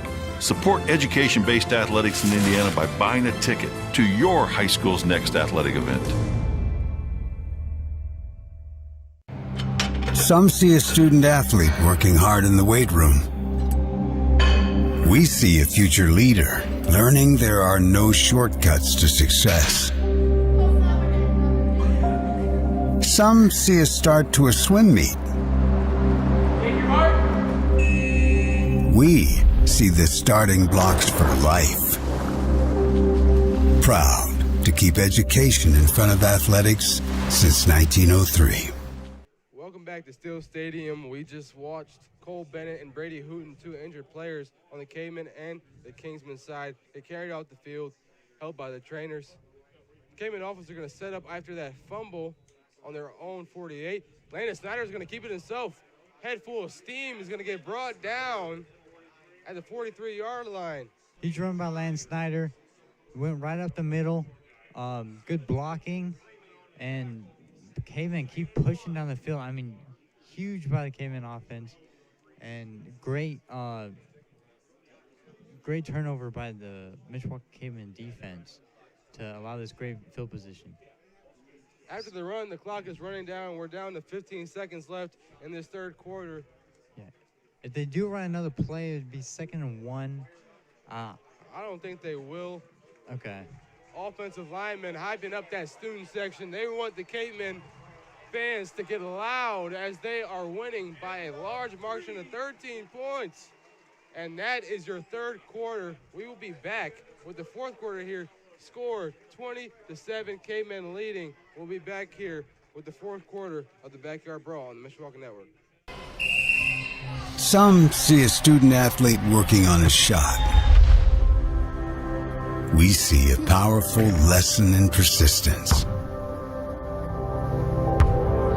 Some see a student preparing for success on an exam. We see a student athlete preparing for success in life. Proud to keep education in front of athletics since 1903. Welcome back to Steel Stadium. I'm Daniel Phillips alongside Evan Lynn. Shortly, we'll be hearing from the Matt Randall, going over scores around the area with some high school football on this wonderful, beautiful Friday night. I think we'll have him connected here shortly. You got me? We got him. There we go. Good job tonight, Evan, Daniel. Doing great. Your debut performance. How you feeling? Feeling pretty good. Feel like we've been doing a good job. I've done a few broadcasts before. This is Evan's first, and he's doing a phenomenal job as a color commentator. Yeah. Let's hit it. Let's see what we got. Adams ended up losing to Logansport tonight, 35-6, so that is over. Let's see what else we got. St. Joe, we said, was 21-9. That is in the third quarter. We talked about Elkhart and Northridge. And Elkhart is up 14-0 as we get back to play here. Caden O'Neal running through tacklers, and he gets brought down at the 35-yard line as he as they edge closer and closer into Kingsman territory. Thank you to Matt Rendell, for those score updates. Yeah, great run on 2nd and 1, gained a huge gain to that 1st and 10. I mean, this Mishawaka Cavemen offense has just so much momentum, then it's really hard for them to get stopped. And it's the 4th quarter, and they're looking to chew this clock and get this game over with. About 11 minutes and 20 seconds in this 4th quarter, 40 seconds in. Landon Snyder under center. He's going to keep it and get swallowed up.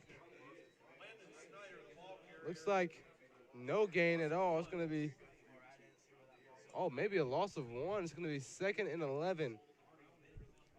Yeah, unfortunate loss of 1. 2nd and 11, as Daniel said. Good stop by Penn defense. They're still chewing that clock, Evan, right now. Yeah. We're about a minute 20 in to this 4th quarter. Landon Snyder, sophomore quarterback, under center. In motion, Caden Smith hands it off to Caden O'Neal. He's going to scavenge all the yards he can all the way to the 30. Yeah, it looked like he was getting stopped by a couple people. He kept pushing through, breaking tackles, and moving that ball forward. 3rd and 6. And offense have been doing pretty good. Wouldn't be surprised if they got it. And it'd be really good if they did, because to burn that clock and give Penn no opportunity to come back and win this game. They call 3rd down the money down. That's when the show happens. A pitch to the outside, and he's going to die for the 1st down. Cavemen, 1st down. Yeah. Get a replay on the screen and watch this, Evan. Snyder, the pitch. Very well executed by that offense. Yeah. Great pitch to the outside. Got the 1st down, extending the drive, and they're able to chew more clock and wrap this game up. That was senior Jackson Snyder, number 26. Jackson Snyder was actually awarded an All-State title next to his name after last season's performance. In motion, handoff to Caden O'Neal, who's stuffed by that defensive line. Yeah. He's going to get a gain of 1 and brought down to the 23-yard line. 2nd and 9. Yeah, on 1st down, getting a gain of 1. It's not the best, but it's definitely not the worst. They're, again, chewing clock, keep running this ball, and as long as they can do that, the Cavemen should have this game. 1.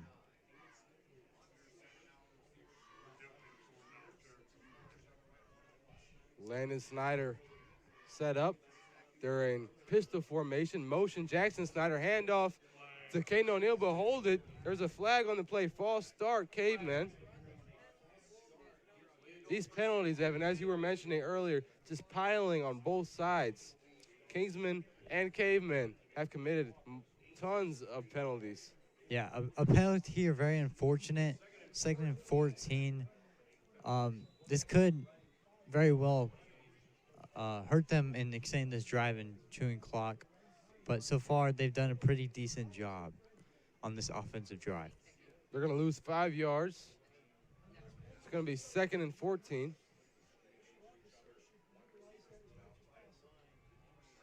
And pistol formation again. Split ends on both sides.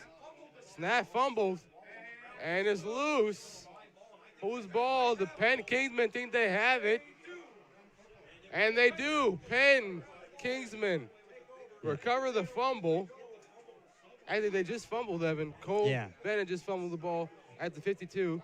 Came in, took over, charged a couple yards down the field, and now they fumble. And now the Penn Kingsmen will take over on their own 25-yard line. Unfortunate for the Mishawaka Cavemen offense, but again, the Penn defense getting them back momentum for the offense. So let's see what they can do on this offensive drive for the Penn.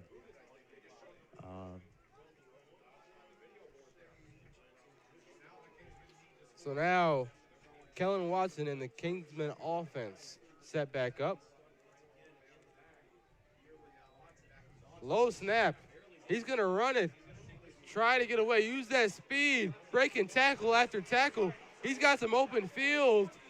Drew Ginter's going to push him out of bounds just short of the 45 as they edge their way into Caveman territory. Great decision by Kellen Watson to be able to get that snap, run out, uses his speed and his ability. That's some of what we're used to seeing Kellen Watson do, and he shows us there. And big momentum for Penn. We haven't seen a lot of it in this game, and finally we see it here in the fourth quarter with 7:51 left to go.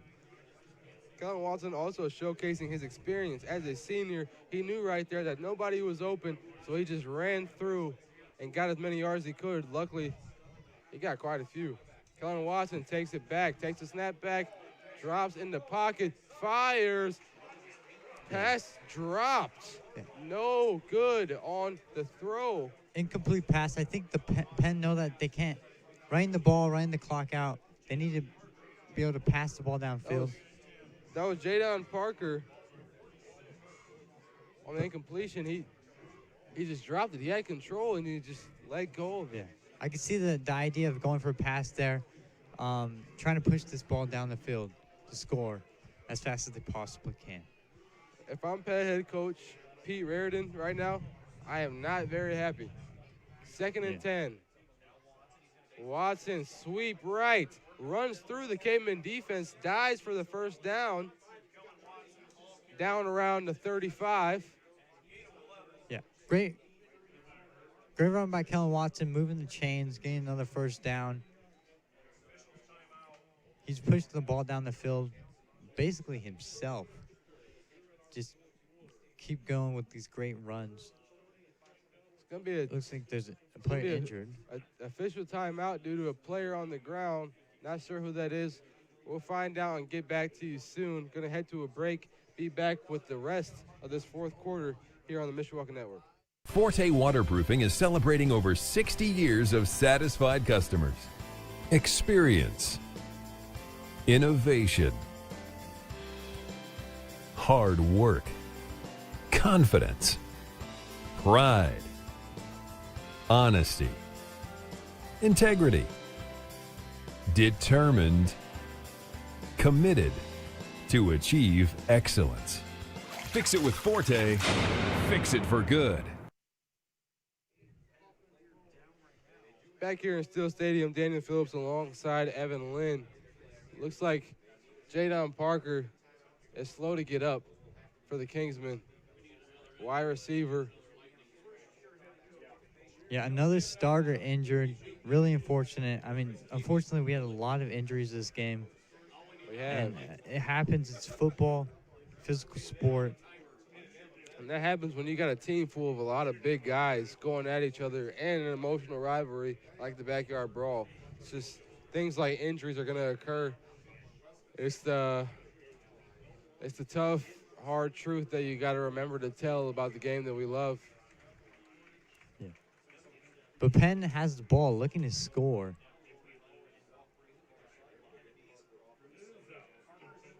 Kellen Watson has got to regroup as Jadon Parker is going to walk off the field and meet with trainers. Kellen Watson looking over to Coach Pete Reardon, getting the play call. The snap. He's going to run right, a flag thrown, breaks tackles. He's still running. The flag is still on the ground. He's brought down at the 20, but let's see what it is. Looks like maybe it's a hold, and it will be. A hold on the Kingsmen. That big explosive play is going to get called back. Kellen Watson with another big explosive run, unfortunately called back for the Penn offense. And he's able to just zigzag through that defense. He did a great job. Unfortunately, the holding call. Throw you back. It looks like 1st and 20. Ball's going to be spotted at the 45-yard line. Not where the Kingsmen want to be. They need to score and score fast if they want to get back into this game. Yeah, a lot has to go their way.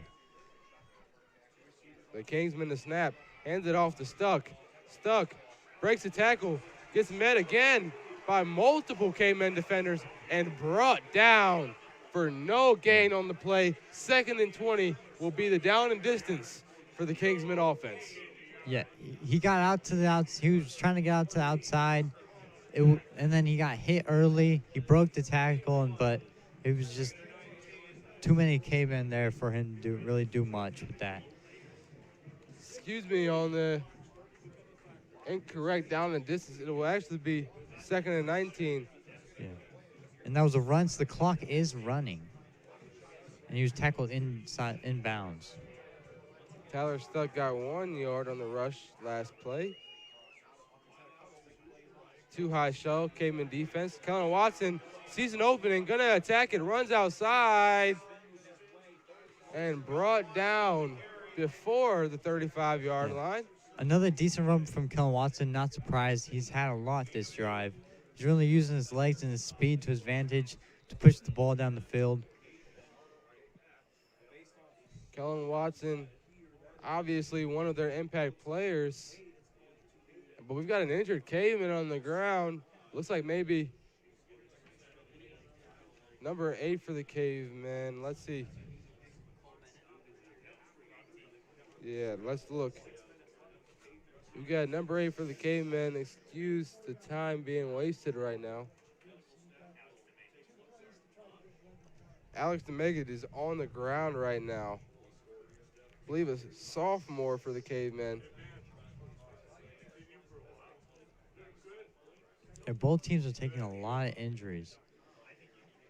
Just right outside the Penn offensive huddle. He's going to be helped up by trainers and walked across the field to the sideline.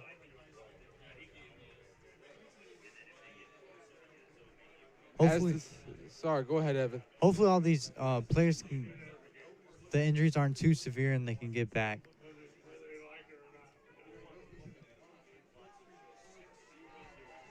It's very hot outside, but despite that, we still have a pretty full house here in Steel Stadium. Fans very enthusiastic about this matchup. They're powering through it, and so are these players. You can hear the energy. You can feel the energy in Steel Stadium. Kellen Watson throws deep. Does he have him? Overthrown.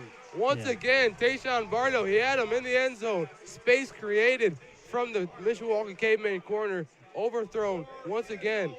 It's 4th and 11. They have to go for it here. Yeah, really good separation by Tayshawn Bardo. He was just overthrown again, unfortunately. Kellen Watson, he should have been able to deliver that ball a little bit better, maybe, but.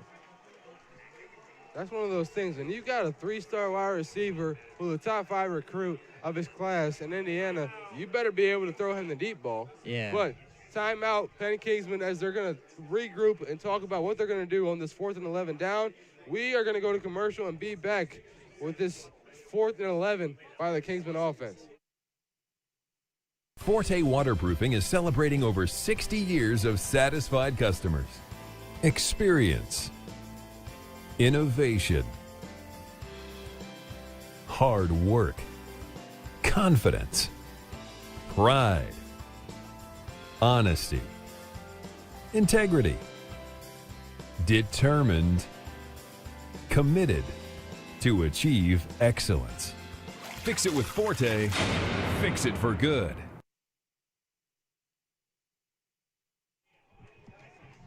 Thank you once again to Forte Waterproofing, presenting sponsorship for the Mishawaka Network, giving us the ability to make these streams free and keep delivering them to you. One like this here, 4th and 11. Snap, Kellen Watson throws deep. He has to, it's 4th down. Pass broken up, incompletion yet again. The attempt. Huge play by the Mishawaka defense. Got a turnover on downs. Yeah, 1st down for the Cavemen. And again, that might, if they could chew clock, that might wrap up this game, this drive. Turnover on downs. The Kingsmen failed to convert. That pass was intended for Cohen Turner. Kellen Watson just far too many incompletions throughout this entire game. But so many important ones. And this half in particular, them being down by 13. 5 minutes and 47 seconds left in the fourth quarter. The Cavemen offense was set up at the 35-yard line. A run up the middle. He's brought down at the 40. Yeah, decent run for first down. But really in the second half, they've just been going really back and forth the whole time.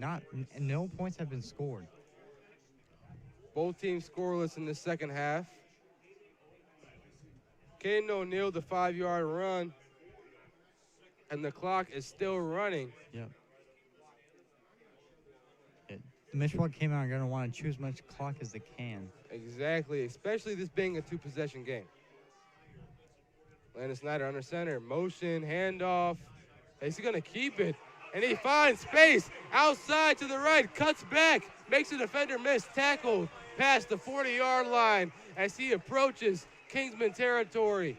Huge run by Landon Snyder. Looks like he went right after the running back, was able to get open into open field and all the way down to the enemy side of the ball, or enemy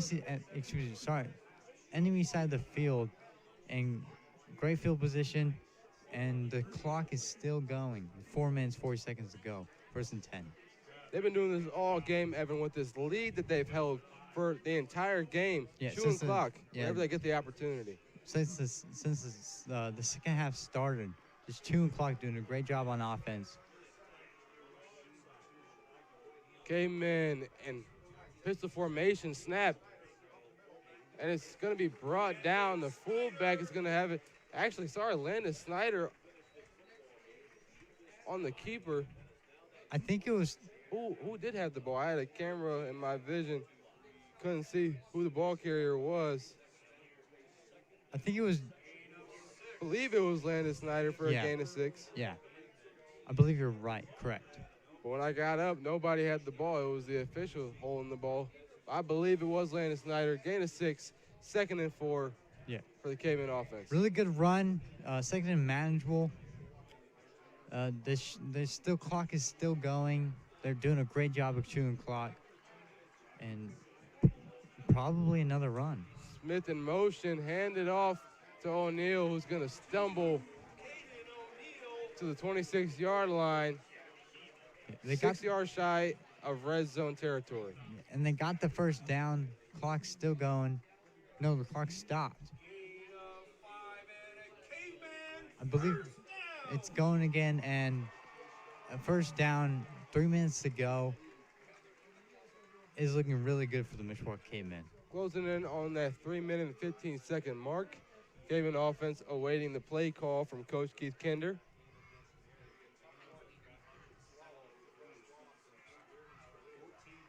Penn defense probably looking to stop the run.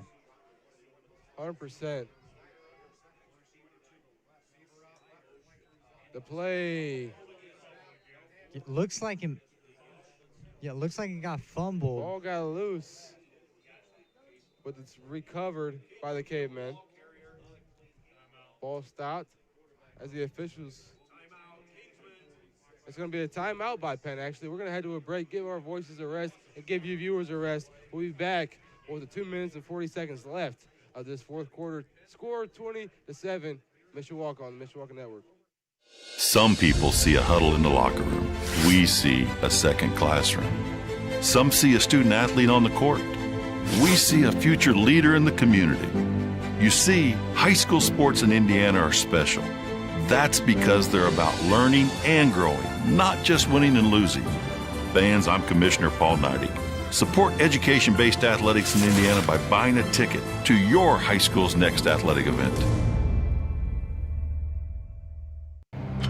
Some see a student athlete working hard in the weight room. We see a future leader learning there are no shortcuts to success. Some see a start to a swim meet.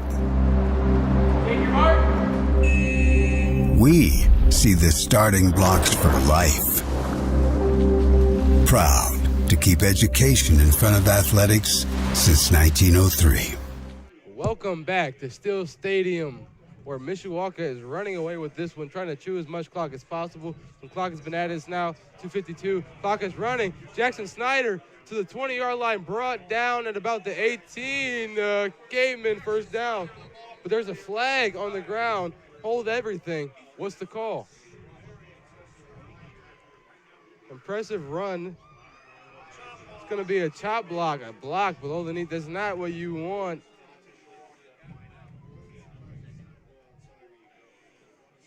Bad news. See where the ball placement will be. As the Cavemen offense are taking quite a few steps back. I believe that's a 15-yard penalty, the chop block. Unfortunately for the Mishawaka Cavemen, I mean, they just had a great run. He was pushing forward to the first down, and 15-yard penalty is huge. They're going to be on the Kingsmen 43. It looks like 2nd and 24. So huge penalty call. 20-plus yards needed for the first down. Motion Snyder hands it off to O'Neal up the middle, down around the 40. Timeout called by the Kingsmen, looks like. We're trying to stop clock. Agree. We're going to keep it here with about 2 minutes and 20 seconds remaining in the game. Mishawaka Cavemen keep running the ball at 2 o'clock. Penn using their timeouts, trying to save as much time as they can. They know it's 3rd and 24, I believe. And Kingsmen now have 0 timeouts left. They've wasted all of them, whereas the Cavemen have 3. Not that they'll need them, having the entire upper hand right now. Agree. Got to imagine that the Kingsmen as a unit are not feeling great as this rivalry is so huge. And head coach Pete Raridan, this is his first matchup of his career against the Cavemen. And I imagine when he was hired, they're saying, hey, we're playing Mishawaka again year after year. This is a game that you need to win. That's an expectation that they said, I'm assuming, right from the jump. And it's not looking like he's going to get it done tonight. So, Cavemen offense set up at the 40-yard line. 3rd and 21. Gonna need a huge play for the first down to keep this drive going. Pistol formation. Wide receivers on both sides of Snyder. Kingsman motions. He's going to hand it off to his brother, Jackson, who's loose, tripped up at the 15 or 14-yard line. Jackson Snyder, huge run. And looks like the Cavemen are going to go for it here. And why not? Up by 13, 2 minutes left in the fourth quarter. Yeah, huge run. The clock is still going. It's 4th and 5. And I don't blame them for going for it. I mean, what do they got to lose? 4th and 5, I would argue 4th and manageable. And with this game being the way it is, the clock running, they might, have Jackson Snyder mess with that snap count a little bit. Maybe get one of the Kingsmen to jump. You never know what could happen here. They're going to try to get as much as they can here. It's going to be a timeout called by the Cavemen. They use their first of the half. We're going to keep it here. 1:26 remaining in this fourth quarter. Evan, do you think there is any chance that the Kingsmen can come back from this deficit? To be honest, not really. I mean, they had a lot of chances, certainly. And unfortunately, with the penalties and the drops, I mean, they got a lot of work on, and I'm pretty sure for next week, go on the field and to reflect on them. They definitely have a lot that they need to work on in practice next week. Yeah. The Penn Kingsmen will take on South Bend Riley at South Bend Riley next Friday at 7 p.m. Definitely have some adjustments that they want to make, especially on the offensive end, before they face the Wildcats. The Cavemen are going to go for it here on this 4th and 5. It wouldn't be surprised if they get it. The offense have been doing a great job this game. See what happens. Cavemen will definitely be happy with this win as they will go on to take over. Oh, that's Lynn Snyder, the pass. Josh Sandy, the snag in the end zone. Landon Snyder, who cares if he's a sophomore? 2 passing touchdowns on the game, a rushing touchdown, 3 all-purpose TDs. Mishawaka Cavemen defeat all narratives that the Kingsmen were going to make this a close game or a blowout. Forget about it. 26-7, your Mishawaka Cavemen up by 19. Definitely best case scenario is a huge catch, great celebration, beautiful throw to the back of the end zone. And they're looking to get the extra point. Cavemen sideline, cheerleaders and fans, all energetic. Blake Vandenberg looking to make his first field goal of the game. Will he get it done? And he will. 27-7, 20-point lead, Cavemen. As that special team unit is going to head to the sideline and celebrate here. A minute 24. We're going to add a commercial and then bring to you the last minute 24 seconds of this Cavemen domination on the Mishawaka Network. Some see a student athlete working on a shot. We see a powerful lesson in persistence. Some see a student preparing for success on an exam. We see a student athlete preparing for success in life. Proud to keep education in front of athletics since 1903. Welcome back to the home of the Cavemen. I'm Daniel Phillips. This is Evan Lynn. We've been having a great time calling this game for you. Our first game of the season, our first Mishawaka game at home as a broadcast team ever. And what a game we got to call. The Cavemen have to be happy with the way they're performing, beating their crosstown rival by 20 points right now, setting up for victory. It's a huge, huge win, Evan, for them as they're going to go and take on Concord at Concord, and that's a sectional championship rematch. So that'll be huge for them coming off this big win. The kickoff, it's going to be a little squib kick, and they're going to take down the kickoff returner down at the 45. I'm guessing they didn't want a chance to kick return there. Right. So, and that squib kick, there's no chance that there'll be a touchback, therefore more clock bleeding. Yeah. But yeah, starting off this season 2-0, beating a rival like this, great momentum. I mean, this is just going almost perfectly for the Cavemen. And especially, Evan, since everybody was saying, oh, this is probably going to be a really close game, and even though we didn't want to mention it, some people were saying the Penn Kingsmen are going to blow them out. What happened? Yeah. As Stuck is going to get stuck there at the 45-yard line. They're going to be stuck at the line of scrimmage. Yeah, great stop by the Mishawaka Cavemen defense. Stop them dead in their tracks. No guard, no gain, no loss. The Mishawaka Cavemen defense also played a great game, holding them to 7 points in this explosive offense that they showed last week with Valpo.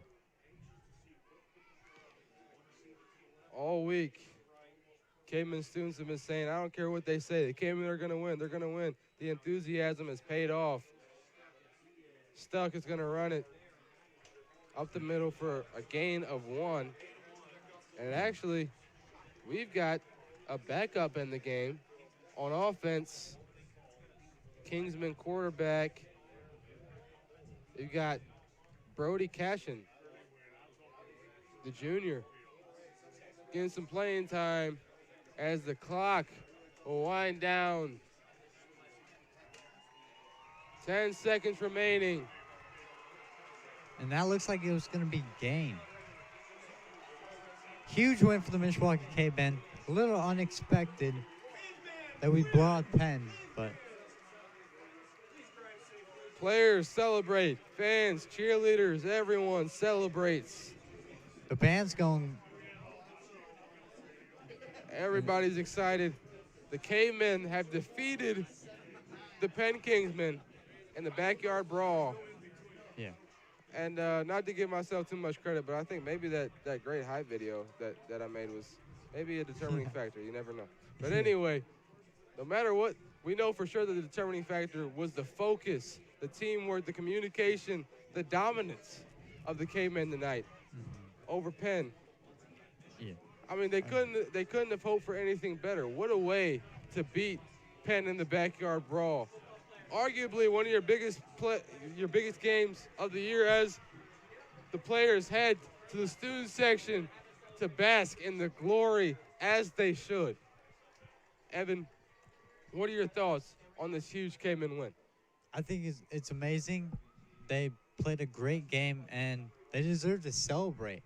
I mean, this is a huge win by 20, and everyone thought this was going to be a really tough game, and they kind of they made a statement, I feel like, and it's pretty big. But Huge watch out for the statement. Mishawaka Cavemen. Yeah, watch out, watch out. Despite the injuries, despite the penalties, the Cavemen prevailed. They win the game. Now, what's really cool, Evan, to me is these Penn players and these Cavemen players, a lot of them know each other. A lot of them grew up together. A lot of them spend summer vacation with each other and hang out. They're friends. So this game means so much. There's so much morale and personality in this game. So for the Cavemen, who have lost 30 games in the past 30 years to these Kingsmen and only won 6, now 7, this is so huge, Evan. Can't overstate enough how big this win is for the Cavemen. Can't imagine how happy head coach Keith Kender is. And the whole team for Mishawaka Cavemen. This has just been amazing. We've got the celebration here on the video board and on your screen. The Mishawaka Cavemen defeat the Penn Kingsmen with a score of 27-7. What a showing. What a performance by these Mishawaka Cavemen, Evan. What a performance.